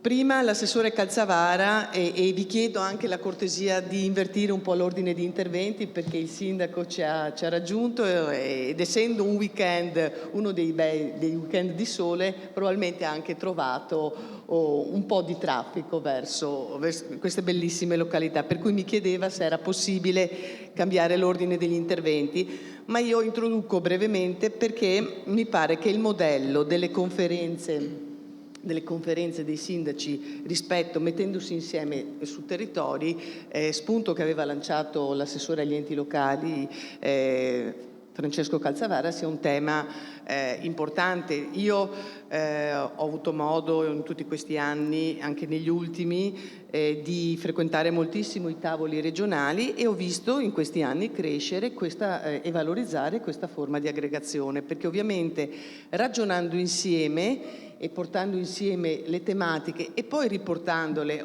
sia a livello magari di associazioni dei comuni del Veneto, a livello di regione, ma poi ovviamente a livello nazionale, l'essere insieme e in qualche modo cercare anche di rafforzare le capacità amministrative, perché anche l'efficienza amministrativa, la capacità amministrativa è un tema che è stato un po' toccato da tutti, perché siete territori e comuni che ovviamente hanno una grandissima differenza tra i cosiddetti periodi turistici e i periodi cosiddetti normali. Salutiamo anche l'assessore Zuin. Siccome è il compleanno dell'assessore Zuin, facciamo un augurio, sì, all'assessore Zuin.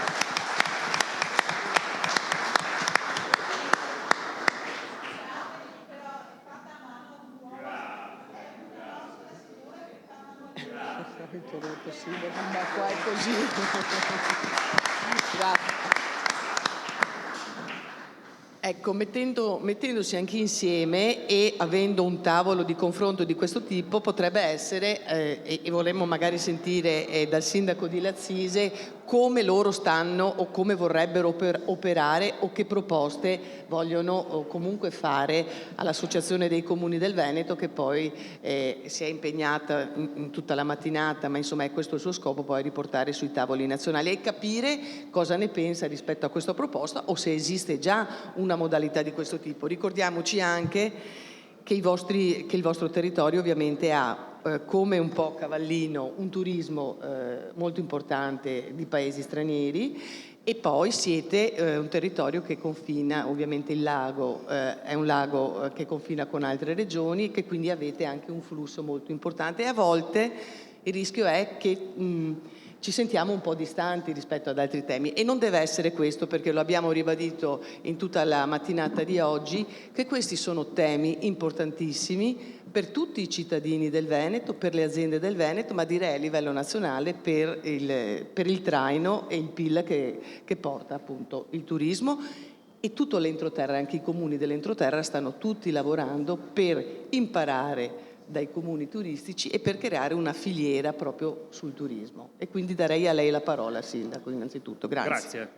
Grazie mille per la parola, ringrazio l'ANCI per l'invito, faccio i miei complimenti personali come Sindaco di Lazzise per chi ha voluto organizzare per la prima volta questo incontro per mettere a sistema le nostre criticità ma anche i nostri valori, le nostre possibili soluzioni che più o meno possono essere anche simili tra loro, viste le particolarità dei nostri territori e soprattutto delle nostre economie. Io sono appena arrivato, mi scuso per il ritardo, ma abbiamo dovuto fare 2 ore e mezza di macchina e tra traffico dovuto al commercio e quello turistico le cose si sono accavallate, siamo appena arrivati. Ho portato con me anche l'assessore Modena, l'assessore fra le altre anche al demanio e all'arredo urbano e quant'altro, che in caso può anche intervenire. Ringrazio le forze dell'ordine presenti, i carabinieri e la guardia costiera, se non sbaglio, giusto, ce l'abbiamo anche noi alla Zise. Ringrazio per l'ospitalità il sindaco Nesto, il sindaco di Cavallino Treporti. Ecco, ho già ricevuto l'invito di poter ospitare probabilmente per il prossimo anno o per la prossima battuta l'organizzazione di questo evento nel nostro territorio, alla Zise. E, ecco, io dico, partiamo dal presupposto che le problematiche e le virtù che abbiamo nei nostri territori che ci accomunano, ho visto comuni di Eraclea, Rosolina, io dico Sottomarina perché conosco Sottomarina, sono tutti comuni che ho frequentato e che tuttora frequento per fare le mie, era Clea, per fare le mie vacanze estive, quindi conosco anche abbastanza bene. Conosco abbastanza bene sia anche qui nelle virtù che nelle problematiche che spesso ci accomunano, anche se i territori sono leggermente differenti, parlo dal punto di vista proprio fisico. Ecco, dico sempre che il turismo è la fonte economica più sostenibile che possa esistere, quindi dobbiamo perseverare nel portare avanti questa attività economica, perché più sostenibile del turismo credo non ci sia altro. Faccio sempre in campagna elettorale il paragone con un PIL che può essere assimilabile. Non possiamo trasformare la Zise in un centro chimico, in un centro industriale per avere lo stesso PIL e la stessa distribuzione di reddito. Pertanto dico sempre ben venga il turismo, anche se qualcuno ogni tanto lancia qualche frecciatina dicendo attenzione all'overtourism, il traffico, quelle cose lì. A parte che quando sento parlare di overtourism alla Zise mi viene la pelle d'oca anche oggi che è il 28 di giugno, piena estate, quindi overtourism è una parola che deve essere comunque decodificata e interpretata. Ci possono essere dei problemi alla Zise per quanto riguarda il traffico, ma è temporaneo e soprattutto localizzato. Allora, l'oggetto di trattazione che mi è stato assegnato oggi riguarda la progettazione delle spiagge, la gestione della costa, i rifiuti spiaggiati, il demanio, il lavoro e procedure amministrative.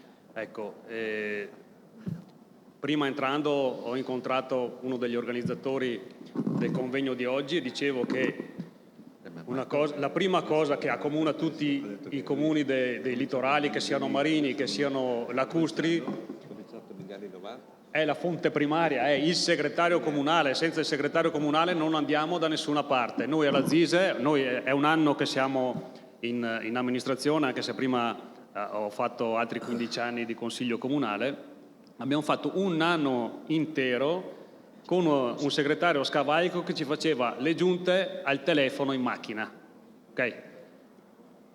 Perché? Perché alla Zise non vuole venire nessuno, perché ci sono problematiche grandi, apparentemente assurde, e lo stipendio del segretario comunale è parificato a quello del comune analogo al nostro di 7.000 abitanti, dove le problematiche sono nulle. Okay? Quindi questo è il vero problema nostro, perché la Zise è fatto di 7.000 abitanti, ma che in estate tocca picchi di 70.000 persone.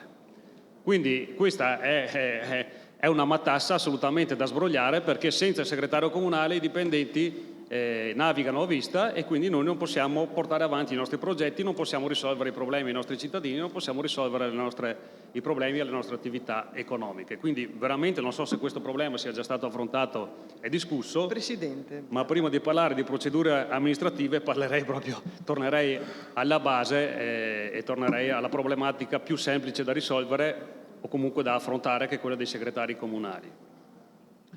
Per quanto riguarda le spiagge, chiaramente le spiagge del lago di Garda non sono assolutamente paragonabili a quelle dei comuni di mare. Ciascuna delle due ha delle peculiarità che insomma, vanno affrontate in maniera assolutamente diversa.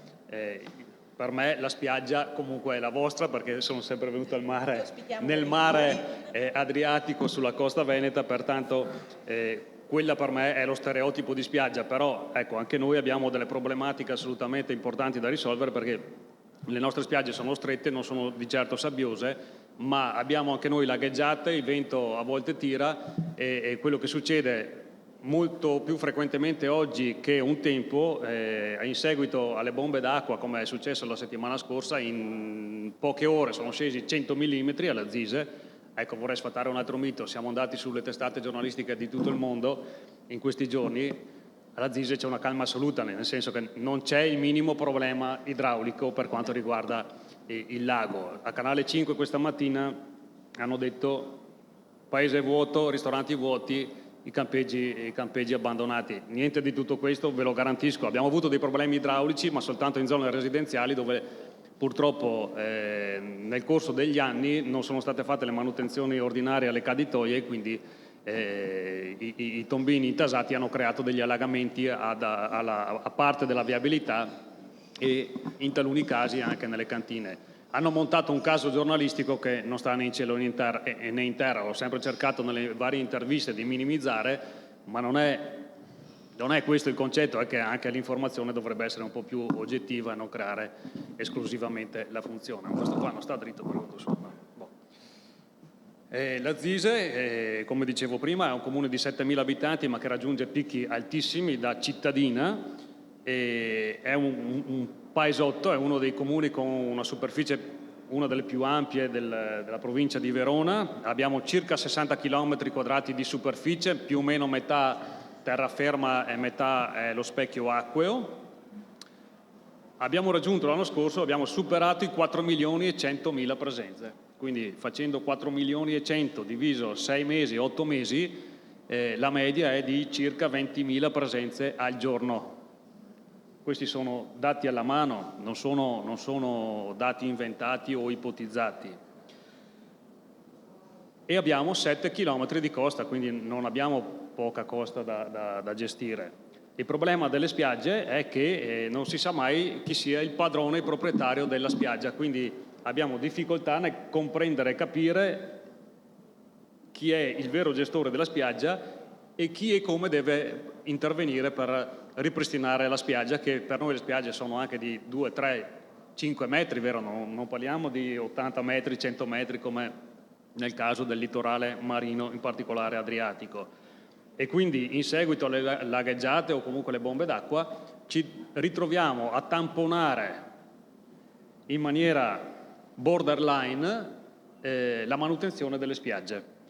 Non abbiamo particolari problemi riguardo la concessione, perché solo pochi privati hanno richiesto la concessione della spiaggia, al contrario di quello che succede invece sul litorale marino. Però ecco, qui dobbiamo cercare, un po' come il problema delle residenze per i nostri cittadini che in seguito all'aumento di valore delle abitazioni del nostro territorio devono emigrare, più o meno anche nel caso delle spiagge può succedere lo stesso, cioè che i nostri cittadini a volte nel momento in cui l'amministrazione comunale concede o dà in concessione la spiaggia e la gestione della spiaggia ad un privato, il cittadino si lamenta perché non ha più il posto dove andare a fare il bagno e dove poter andare a prendere il sole. Quindi noi ci dobbiamo un po' muovere all'interno di queste due direttive dove da una parte si cerca di accontentare l'attività economica per offrire un servizio in più, ma soprattutto per offrire un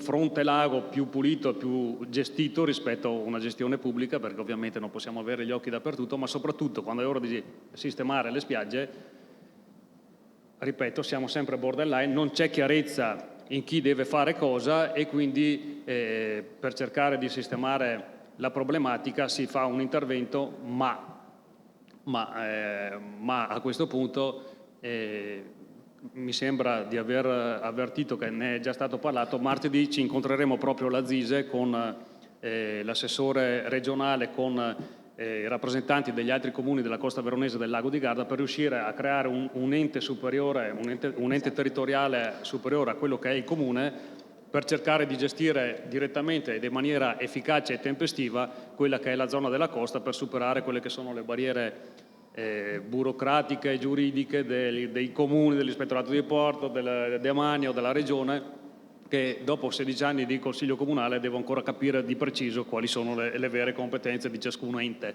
E quindi capite bene che pur posso anche essere un asino, però insomma ci sono delle complicazioni, ci sono delle cose che stanno su due piani e competenze che stanno da tutte le parti. Gestione della costa, progettare le spiagge, vabbè. Abbiamo alla Zise la Guardia Costiera che ci permette anche una gestione della sicurezza sulle acque del Lago di Garda, perché soprattutto la parte nord, la parte più stretta, c'è un divieto di andare con la barca a motore, quindi si concentrano i turisti e i cittadini tutti nella parte più bassa e c'è veramente durante la stagione estiva un traffico anche lì sullo specchio acqueo, e abbiamo per fortuna la collaborazione della Guardia Costiera che ospitiamo gratuitamente nelle nostre strutture, ma ci sono anche i Carabinieri, la Guardia di Finanza e la Polizia Nautica che cercano in maniera anche simbiontica di tenere monitorato lo specchio lacuale per cercare di dare una certa sicurezza mi sollecitano a chiudere, va bene. No, hanno sollecitato anche me. Consideri che siamo nella stessa barca. Poi demanio ne abbiamo sostanzialmente già parlato, c'è una sovrapposizione di competenze con altri enti che ci creano qualche problema e lungaggine burocratica nel portare avanti delle manutenzioni e gestione delle richieste che ci pervengono da cittadini e anche da attività economiche. Abbiamo problemi, penso come nel resto dei comuni veronesi della sponda orientale del lago di Garda, probabilmente la zona marittima ha problemi diversi. Noi abbiamo problemi anche di abusivismo, cioè ci sono persone, attività economiche che occupano abusivamente parte di spiaggia e che difficilmente sono perseguibili. Ecco, quindi ogni tanto si fanno dei controlli, però non è così. Su 7 km di costa anche noi come polizia locale non abbiamo tutti questi strumenti in termini numerici, proprio fisici, di poter controllare questi abusivismi. Ecco, ogni tanto ci viene richiesto anche di controllare l'imposta di soggiorno, per dire, sono tutte cose vere, legittime, doverose, ma che talvolta non si riescono a portare avanti perché proprio per mancanza fisica di competenze all'interno degli uffici, ma anche e soprattutto in termini numerici come unità lavoro presenti. Abbiamo anche il problema dei corpi morti e natanti abbandonati, cioè chi si compra la barca anche economica, dopodiché magari o viene a mancare il titolare o quello che è, insomma non è semplice andare a fare la rimozione di questi corpi dei natanti perché appunto le procedure non ci permettono di essere efficienti quanto vogliamo. Se volete, sono a disposizione per altre domande, avrei anche dell'altro da dire, ma comunque io mi potrei anche fermare qua. Io dico solo che grazie agli introiti del turismo noi possiamo anche mettere in campo servizi aggiuntivi comunque per mantenere sempre alta l'attenzione turistica e l'attrazione nei confronti dei turisti, perché il turismo, come qualsiasi altro prodotto commerciale, nasce, cresce, si mantiene e prima o poi arriva la curva che non vogliamo mai vedere. Quindi anche in previsione di questo obiettivo cerchiamo sempre di mantenere o di aumentare il BIL, che è il benessere interno lordo. Ad esempio abbiamo istituito anche la guardia medica turistica, cosa che da qualche anno la ZISA non era più presente, e attraverso questo servizio che partirà proprio lunedì andremo a servire oltre alla ZISA anche il territorio circostante, perché non c'è una guardia medica turistica e capite bene che con 4 milioni di presenze qualche mal di gola, qualche bambino o qualche mal di orecchio quando escono dalla piscina può succedere e il turista non sa dove sbattere la testa per curare o per visitare i propri figli o comunque i propri familiari. Grazie Sindaco. Quindi io direi di chiudere, grazie a tutti per l'attenzione. Grazie. Allora, quando io ho riassunto brevemente con capacità amministrativa e efficienza il tema dei segretari, il Presidente all'inizio lo ha detto, sappiamo che uno dei temi è il tema dei temi, però nel vostro caso ha una specificità, quindi bene che lei abbia fatto degli interventi così specifici, perché di fatto con le fasce dei segretari voi fate fatica a trovare, visto la mole di responsabilità, quindi non è la carenza di segretari solo, ma è anche la scarsa flessibilità rispetto ai compensi, che è uno dei temi che tra l'altro è uscito anche rispetto al personale. Ecco, in accordo con la Presidente e Sindaca di Cavallino, io darei la parola al Sindaco di San Michele al Tagliamento. Noi conosciamo un po' di più nel territorio il suo comune come Bibbione, che è un comune molto importante e conosciuto e che confina con una regione che ovviamente ha anche altri vantaggi, per cui magari forse ci sono delle ulteriori peculiarità rispetto ai temi, anche se noi nel nostro panel siamo focalizzati sul tema appunto dei cambiamenti climatici, dell'erosione e come anche fare una progettazione strategica e penso anche molto impegnativa, perché ovviamente bisogna ragionare nel lungo periodo, non sul tema degli spiaggiati poi magari lo approfondiamo con la Presidente e Sindaca, ma lì abbiamo anche delle idee e stiamo già sollecitando il nazionale, ma credo che ci sia anche da affrontare la prospettiva, perché mi pare che lo abbiamo detto, lo hanno detto tutti i relatori, tutti i soggetti che sono intervenuti, ma ovviamente bisogna anche continuare a garantire un benessere di questi nostri non solo dei cittadini, ma di tutta la nostra regione e del nostro sistema paese, e quindi bisogna probabilmente anche pensare degli investimenti importanti. Ecco, non so se vuole affrontare questo tema o decida lei, Sindaco, quale affrontare. Grazie intanto. Sì, grazie a voi, grazie a Roberta e a tutti i sindaci che sono qui presenti oggi. Ringrazio in particolare il Presidente dell'ANCI e tutte le autorità, oltre al pubblico presente, le autorità politiche che militari presenti, ma anche voi del pubblico che siete qui per ascoltare. Io, come da indicazione della Presidente Roberta, devo inquadrare l'aspetto relativo a spiaggiato e ripascimento in maniera anche stringente per arrivare poi a una breve conclusione. Rappresento il comune di San Michele Tagliamento, dove insiste la località turistica di Bibbione. Bibbione in termini di PIL a livello nazionale è la settima realtà che in qualche modo si colloca al settimo posto. Siamo una realtà che in termini di presenze turistiche siamo in linea con Jesolo sostanzialmente, quindi dopo Cavallino siamo una realtà credo molto importante. Bibbione nella sua realtà specifica fa 2.000 abitanti, il comune complessivamente 12.000 abitanti. Questi sono in estrema sintesi i dati. Il comune si affianca lungo l'asta del tagliamento per circa 40 km, quindi da nord a sud abbiamo circa 40 km e confiniamo rispetto divisi dal tagliamento per circa 40 km nei confini del Friuli Venezia Giulia. Problema delle alghe, problema dello spiaggiato. Noi pensavamo, anche come sindaci, che una volta approvato in via definitiva il decreto Salvamare che aveva stabilito che le alghe non erano più un rifiuto speciale ma era diventato un rifiuto urbano, che il problema fosse risolto. Questa è stata un po' la sensazione che avevamo allora. Allora ieri ho fatto una piccola indagine che va da Grado fino a Jesolo, mi sono fermato lì insomma, per capire come la gestione dello spiaggiato viene nei nostri comuni.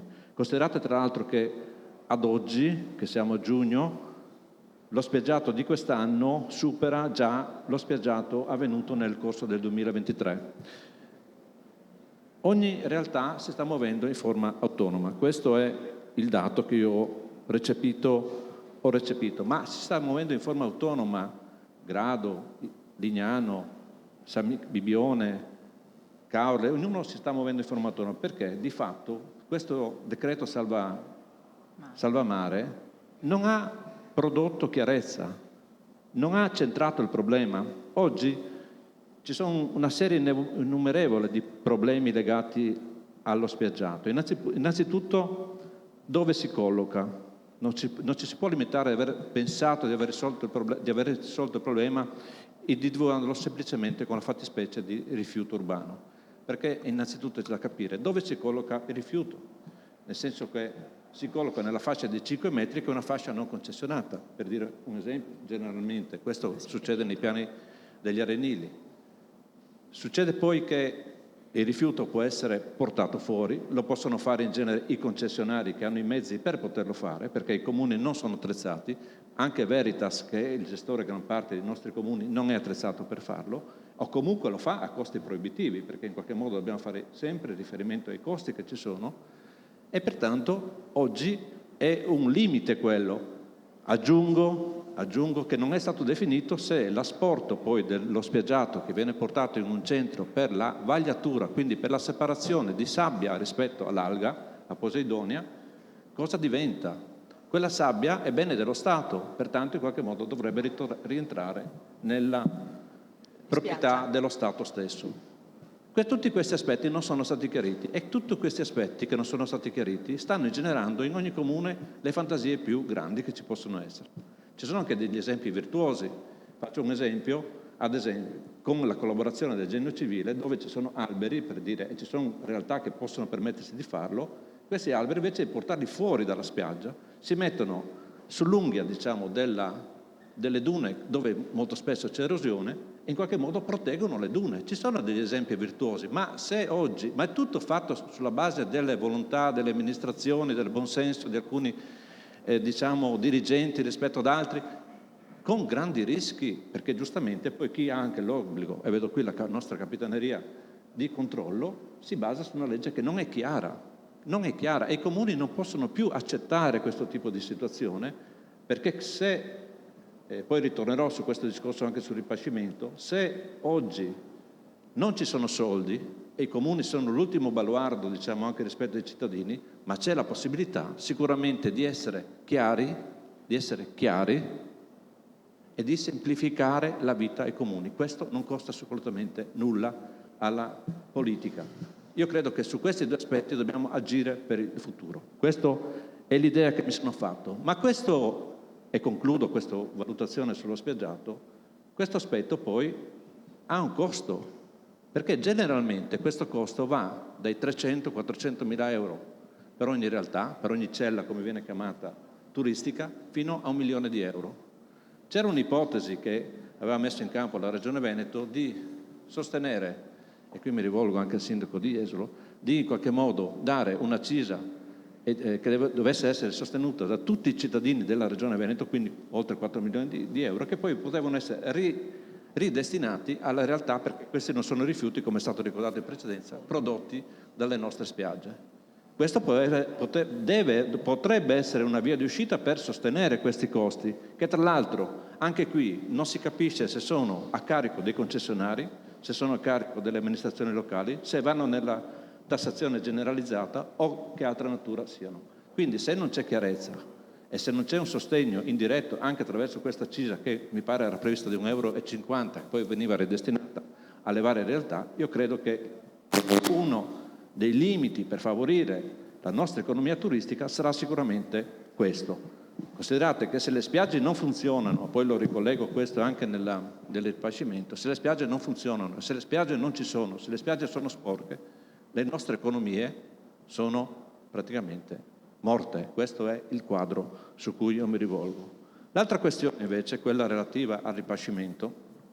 Ho fatto anche qui una piccola analisi dei vari comuni. In particolare, oggi noi abbiamo una legge che favorisce interventi semplificati fino a 5.000 metri cubi di trasporto all'interno delle celle. Le celle vengono intese Bibione, vengono intese Caule, viene intese Jesolo, cioè ogni singola località turistica. Questa procedura semplificata fino a 5.000 metri cubi oggi è risibile, nel senso che Bibione sposta di media 70.000 metri cubi all'anno. Caule ed Eraclea, qui vedo un dato che mi ha dato in riferimento l'ingegner Patti, 60.000 metri cubi all'anno. Jesolo si parla di oltre 100.000 metri cubi all'anno. Cioè, voglio dire, rispetto ai 5.000, che poi c'è l'ulteriore soglia fino a 20.000 metri cubi, che però richiede tutta una serie di provvedimenti che non sono compatibili con le esigenze della spiaggia, perché la spiaggia deve essere aperta esattamente il 15 di maggio, ma per poter essere aperta il 15 di maggio deve essere allestita almeno 20, nel caso di Bibione, almeno un mese prima. In altre spiagge probabilmente anche meno, ma insomma quello è l'ordine di tempo. Quindi per marzo deve essere finito il ripascimento. Ma se noi ci intrappoliamo tra comitati di pesca, VAS, Vinca, la bonifica bellica, una serie di situazioni indefinite, noi non riusciremo più a garantire il ripascimento, non solo per un problema di soldi, ma sicuramente per un problema di tempi. E allora l'appello che faccio io è quello di dire: facciamo delle norme più chiare, facciamo delle norme più semplici, facciamo delle norme più applicabili in modo tale che anche gli organi di controllo possano in qualche modo esaminare con la giusta dimensione. Stiamo parlando di un granello di sabbia che la natura porta dai nostri litorali.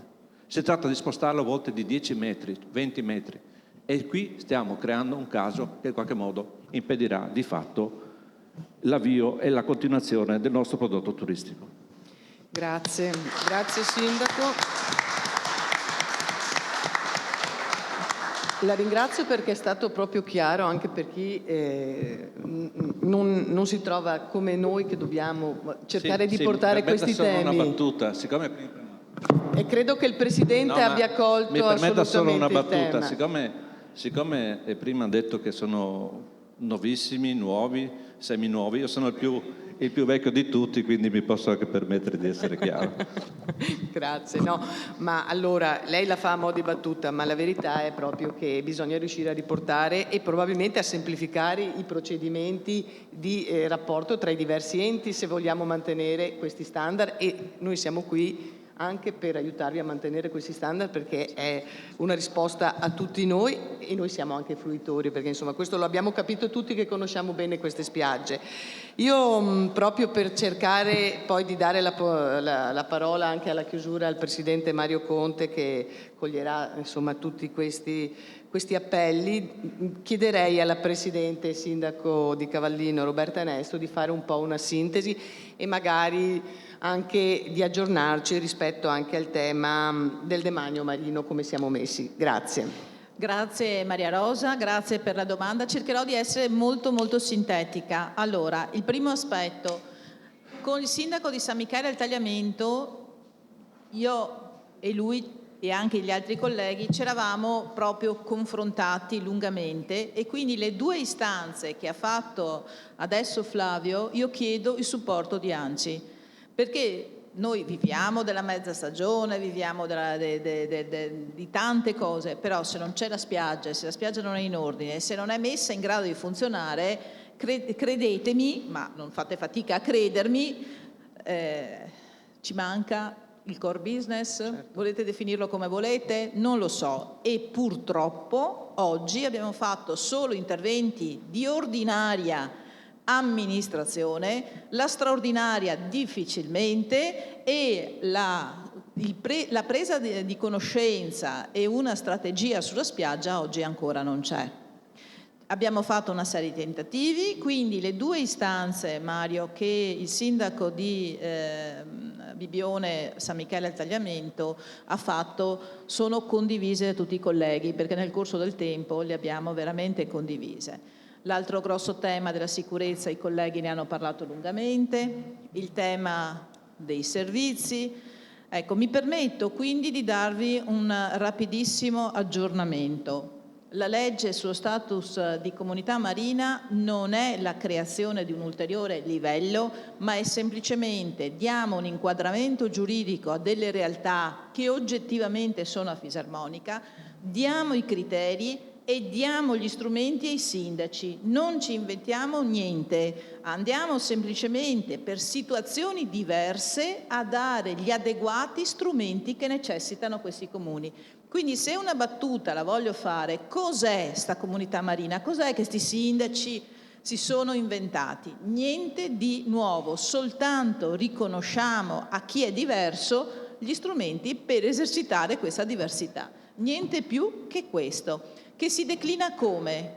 Si declina con una serie di manovre dopo l'inquadramento giuridico. L'esempio è quello che ha appena fatto Flavio. Noi abbiamo bisogno che quando veniamo a lavorare nei vari tavoli, che siano nazionali, che siano regionali, che siano europei, si sappia che siamo quello che siamo, comunità marine che esercitano il PIL, che hanno un'incidenza sul PIL, che hanno delle presenze turistiche, e che non ci venga detto chi sei tu. A parte Cavallino, che vabbè, ormai con lo spot ultimo che abbiamo fatto sembra che siamo diventati famosi, ma non è che abbiamo una presenza turistica o un PIL diverso da prima, semplicemente abbiamo un po' di più reputazione. Ma io sono stanca che del balneare italiano e della costa veneta non se ne parli. Questo è il tema, non è il tema Cavallino. Quindi veramente grazie a Mario, grazie all'ANCI per questa sensibilità. Poi c'è il lago. Noi abbiamo pensato nella nostra proposta di legge di anche aggregare con le comunità marine di secondo livello anche i comuni del lago, perché sono realtà simili alla nostra. Quindi nella proposta che il G20S ha mandato, che ancora non è ufficiale, non è ancora pubblica perché la stiamo condividendo con le forze politiche, ovvio, ma ce l'avamo già sentiti io e te Damiano, anzi visti a una cena organizzata da Faita, per cui in sostanza da questo punto di vista la sensibilità e la condivisione dei percorsi c'è. Ultimo aspetto quindi, allora, spero che la legge ci sia nell'arco di qualche mese. Ultimo aspetto, il demanio. Allora, sul demanio e sulla costa veneta abbiamo letto e riletto. Allora, per dovere di riservatezza, perché siamo tutti in gara, tutti i comuni, io l'ho detto alla stampa e lo ribadisco oggi, con la sentenza del Consiglio di Stato del novembre 2021 era chiara la direzione. Potevamo sperare un provvedimento, e sarebbe stato giusto che ci fosse un provvedimento nazionale che non lasciasse il cerino in mano ai comuni e ai funzionari. Così non è stato per tanti motivi. Si è discusso lungamente perché la Costa Veneta è andata avanti. La Costa Veneta non poteva fermarsi, tant'è che le varie authority sono arrivate a sanzionare chi si è fermato. È arrivata una sentenza che ha invalidato le proroghe automatiche fatte al 2024. Di che cosa stiamo parlando? Di che cosa stiamo parlando?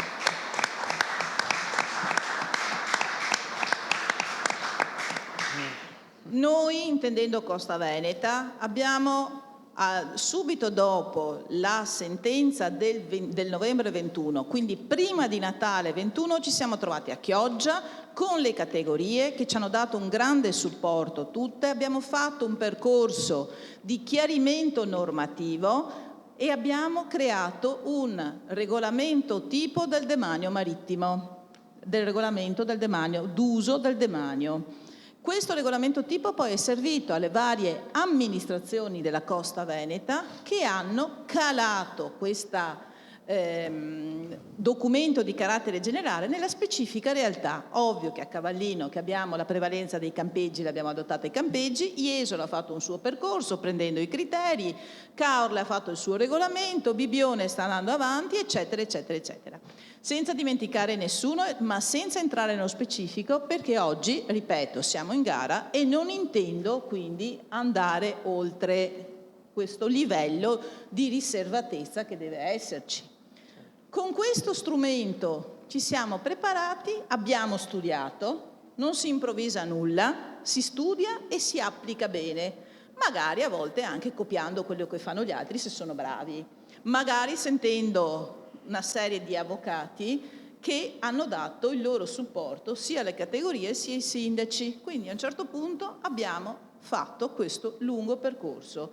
Regione Veneto, in questo percorso Regione Veneto c'è stata vicino, cioè l'ufficio, l'assessore, gli assessori, tutti e tre interessati da questo argomento, hanno con noi condiviso quella bozza generale. Quindi qui c'è l'assessore Calzavara che ringrazio, però tutta la Regione, tutto l'apparato tecnico.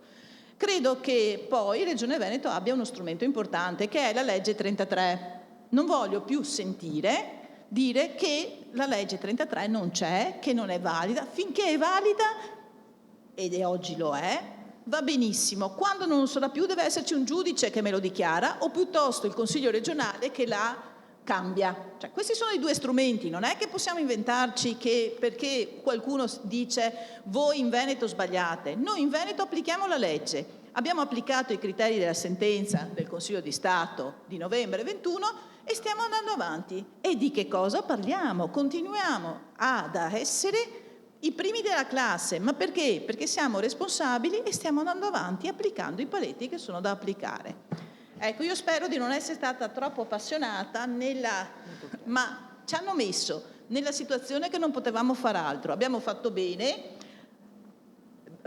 significa che Cavallino è stato Avellino Treporti, è stato 2 volte al Consiglio di Stato, 2 volte al TAR e ha avuto quindi tutte le riconferme di quello che stiamo facendo. Quindi non è che mi sto mettendo...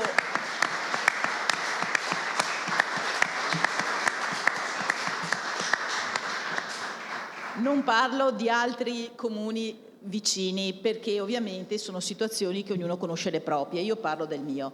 Ecco, quindi io chiedo veramente a tutti, quando vengono passate delle notizie, approfondiamo il tema, perché molto spesso c'è dell'altro che non è così chiaro.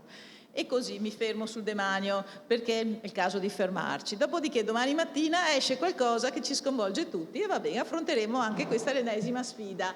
Ad ANCI chiedo per cortesia, adesso che stiamo andando benino, cercate di darci una mano, non so come, ma ne parleremo separatamente.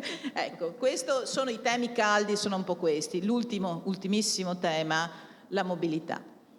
Noi competiamo con l'Emilia Romagna, se vogliamo dircela, se vogliamo accettare questo criterio. Hanno l'autostrada a 2 chilometri o a 6 chilometri, basta. Non possiamo chiaramente competere con Io ci metto 45 minuti quando mi va bene. Dopodiché, se per caso, e lo auguro, Jesolo è pieno, io non esco da Cavallino. Ma non esce neanche uno da Jesolo, perché passo attraverso Jesolo. Bibbione non ne parliamo, e Caorle, eccetera, e Chioggia. Quindi la mobilità è il tema dei temi sotto alcuni punti di vista. Mi taccio perché, Maria Rosa, c'è un aspetto che non possiamo, mi farebbe molto piacere se il sindaco Conte, se te che sei la moderatrice di questo panel non mi licenziate in tronco, ma mi farebbe piacere, visto che ci sono tante categorie presenti, proprio un saluto e una battuta. Sì, certo. Grazie.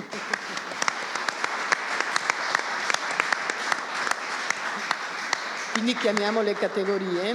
Sì, ma farei passare un microfono, se è possibile, un microfono tra le sedie. L'assessore ci saluta, lo ringraziamo per aver seguito con attenzione allora... ed essere stato presente. Grazie, assessore. Allora, il tempo che vanno e che tornano ci mettiamo troppo. Mi permettete di far passare il microfono, che così facciamo. Cominciamo da Faita, che rompe il ghiaccio, là in fondo. Perché a Cavallino i campeggi fanno numeri importanti, allora ma anche con il sindaco che è a fianco di te, l'Azzise, perché l'Azzise è il Cavallino del lago, quindi e faremo un evento simile il 21 di ottobre, mi permetto di anticiparlo, proprio per parlare delle specificità che il turismo, la quale il mondo del turismo all'aria aperta affrontano. Mi tocca venire a trovare. Volentieri. Approfitto dell'occasione. No, ringrazio per l'invito per questa giornata che considero molto importante, che riprende i temi già trattati in molte occasioni, abbiamo avuto modo di svilupparli a Roma in più occasioni, e sono tutti temi che ci vedono protagonisti, perché è evidente che se il territorio è efficiente, anche noi con le nostre imprese possiamo dare una migliore risposta ai nostri turisti. Il tema della mobilità, il tema della gestione dell'ambiente, il tema della sostenibilità sono temi molto importanti. Il sindaco prima ha citato il tema dell'overtourism, lui sa quanto noi siamo contrari all'utilizzo di queste affermazioni, soprattutto con riferimento alle nostre località, perché il nostro impegno è quello di far sentire il turista accolto, gradito e non farlo sentire come un elemento di peso. Quindi il nostro obiettivo è quello di favorire alle amministrazioni l'attivazione di strumenti che gli permettono di gestire questi processi nel modo migliore. Da parte nostra, come imprenditori, siamo responsabili nel cercare di offrire, come detto prima, un turismo il più sostenibile possibile. In questo le imprese che rappresento sono particolarmente virtuose. Abbiamo applicato tutta una serie di processi proprio perché la tipologia di clientela che noi ospitiamo, prevalentemente straniera, da tanti anni ci ha portato su questo processo che noi abbiamo accolto e sviluppato con piacere. Quindi ringrazio ancora per l'invito e mi auguro che tutti i temi che sono stati sviluppati trovino una risposta, perché questo è fondamentale per lo sviluppo sinergico del territorio con le nostre imprese. Imprese che, e qui mi chiudo, come abbiamo presentato in un recente lavoro a febbraio di quest'anno a Portogruaro, da sempre vedono un turista legato con il suo territorio. Abbiamo dimostrato come per ogni euro speso all'interno delle strutture arriviamo a punti anche di 1,8 euro speso nel territorio. Questa dimostrazione che abbiamo dei turisti affezionati, legati al territorio che li ospita, e quindi la sinergia tra le imprese e le istituzioni è fondamentale. Grazie.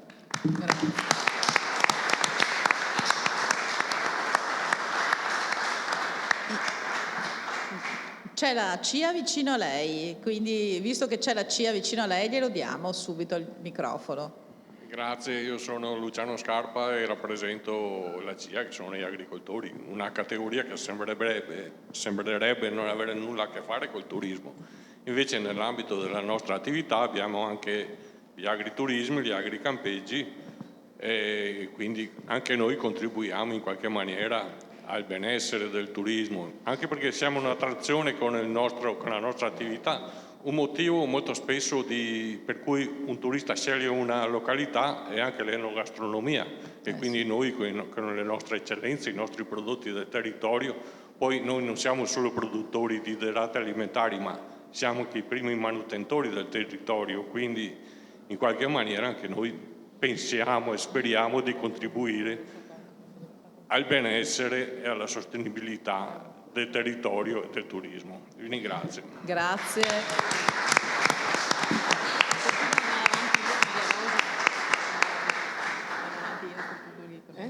C'è tutta la fila qua davanti di persone che potrebbero presentarsi e dare un saluto velocissimo. Presidente di Assocamping. Buongiorno a tutti, innanzitutto grazie per questa interessante mattinata, abbiamo ricevuto tantissimi spunti, noi rappresentiamo tutti i campeggi di Cavallino Treporti ed è vero che il successo, i turisti li portano alle strutture ricettive, ma è vero che se non c'è un territorio accogliente, un dialogo costante con l'amministrazione, non c'è il successo della destinazione. Fino a qualche anno fa qui a Cavallino erano più famose alcune strutture, singole strutture, che il territorio. Adesso abbiamo invertito questa tendenza perché è stato fatto un lavoro di destinazione, continuiamo a portarlo avanti proprio perché il segreto sta proprio nella promozione del territorio nel suo complesso e della rete di operatori, quindi sia operatori turistici, l'agricoltura, l'artigianato, tutto il sistema che fa grande la nostra località. Grazie ancora per gli spunti stamattina. Grazie. Questo signore rappresenta oltre 6 milioni di presenze turistiche, mi pare. Ecco, bene. Andiamo avanti, parco turistico, poi vediamo anche proprio il consorzio di promozione di Cavallino. Buongiorno, Maria grazie. Rosa, mi sono sostituita da te perché li conosco tutti, sai. Ma guarda, fai bene. Grazie per l'invito, per l'interessante mattinata. Devo dire che sono stati toccati dei punti molto importanti per noi, li conosciamo bene ed è consolante che gli enti pubblici li conoscano in questo modo, li stiano affrontando in questo modo, perché ci stanno dando un vero esempio.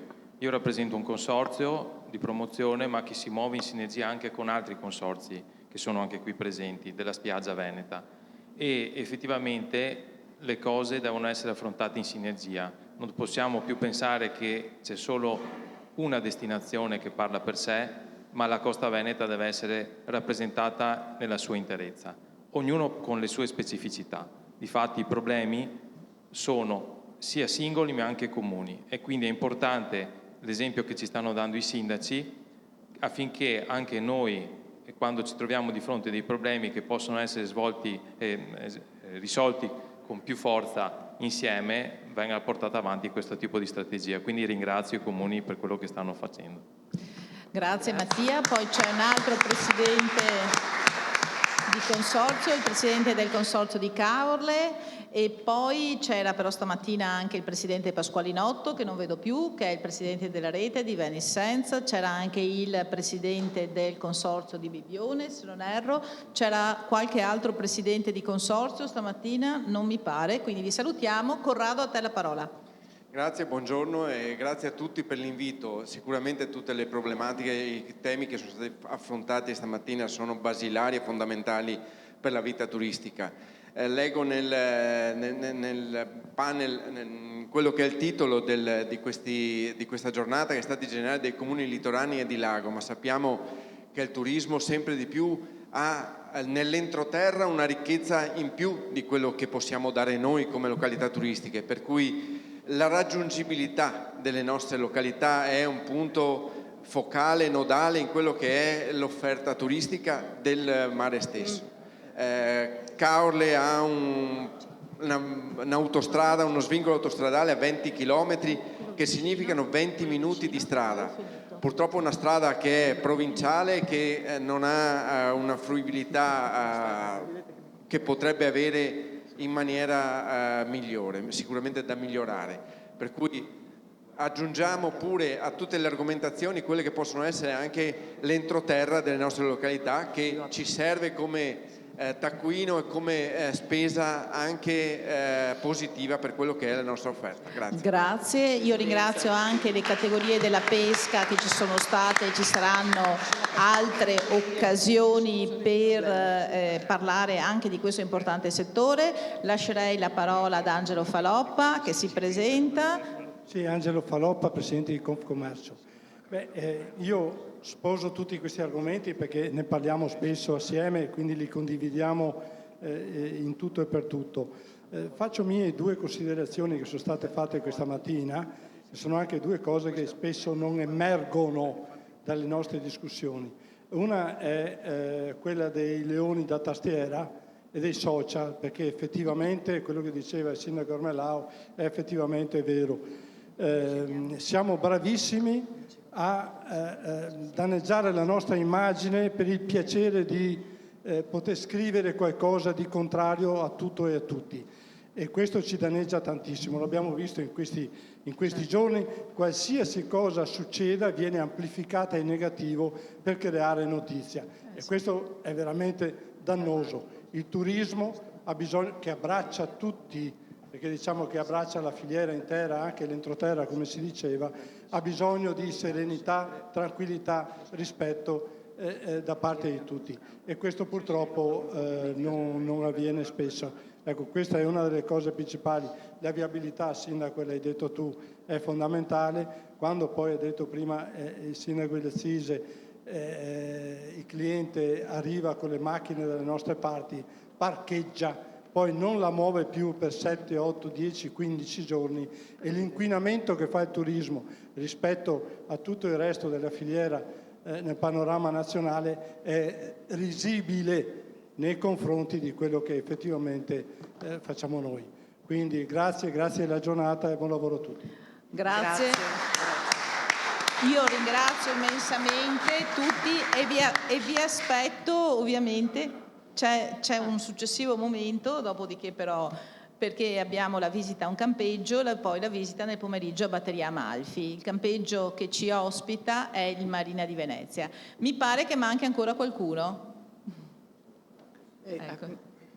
Un altro intervento brevissimo. Brevissimo, Grazie. buongiorno, sono Michele Bison, consigliere di amministrazione di Veritas.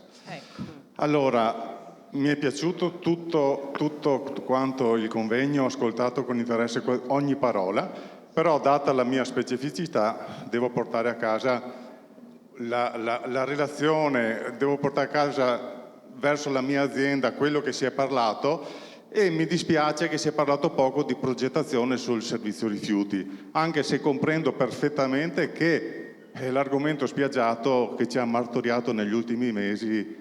Capisco che è stato ovviamente l'argomento principale dei rifiuti. Su questo faccio una domanda al Sindaco Maurutto, perché ha detto che nel portare via per l'asporto dei rifiuti spiaggiato, ha detto che Veritas non ha i mezzi. Allora le chiedo se riferisce a mezzi legali. Guardi, scusi, No, perché ha detto una cosa diversa. No, sì, e poi vorrei un chiarimento su questo, perché è molto... Guardate, vi chiarite molto voi, perché ha detto una ecco. cosa diversa per conto di tutti i colleghi sindaci, nel senso ci sono delle specificità, ogni spiaggia ha le sue difficoltà. Poi se lei ha bisogno di sapere qualcosa a San Michele si rivolge a lui, se ha bisogno di sapere qualcosa su Cavallino si rivolge a me, eccetera eccetera. Io la ringrazio per questo contributo, ma lo vediamo separatamente perché ogni spiaggia ha le sue. La ringrazio veramente. Comunque Veritas è in ascolto, quindi abbiamo questo segnale. Va bene, grazie allora.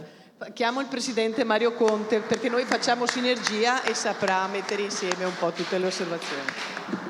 Comunque se può consolare, anch'io litigo tutti i giorni con Contarina. Succede. Io non litigo con i miei perché sono bravissimi, di Veritas bravissimi. No, io litigo. Però grazie davvero per questa mattinata, grazie Roberta per l'ospitalità, grazie a tutti i sindaci che hanno portato il loro contributo, la loro esperienza. Io credo che ANCI si affianca ad un lavoro che è già cominciato tempo fa e quindi in punta di piedi noi ci affianchiamo a quelle che sono delle battaglie politico-amministrative sacrosante.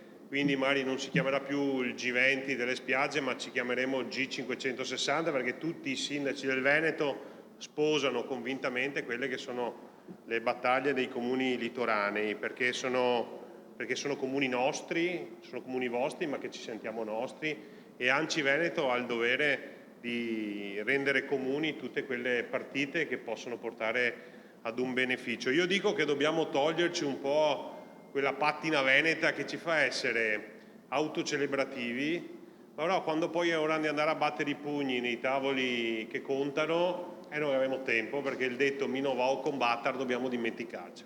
Ci sono delle partite che vanno combattute, e quando parlo di partite, battaglie e combattimenti ovviamente parlo sempre col massimo rispetto e nella massima democrazia attraverso il dialogo, però credo che ci siano delle partite che sono sacrosante e credo che ogni tanto cominciare a far sentire la voce dei veneti, che siano litoranei, che siano montani o che siano di pianura, sia fondamentale per far capire che questo essere virtuosi, questo essere lungimiranti nelle scelte può essere un valore aggiunto per tutto il Paese, può portare dei benefici concreti nell'immediato ai nostri territori, ma noi dobbiamo diventare un faro per tutti quanti e credo che con queste esperienze, con queste sensibilità, ma con questa visione noi potremo fare davvero delle cose importanti. Io e tutto l'ufficio di presidenza si mette ovviamente a disposizione con tutta la struttura per condividere queste partite e ci mettiamo davvero al lavoro fin da subito per elaborare dei documenti che non devono rimanere tali, cioè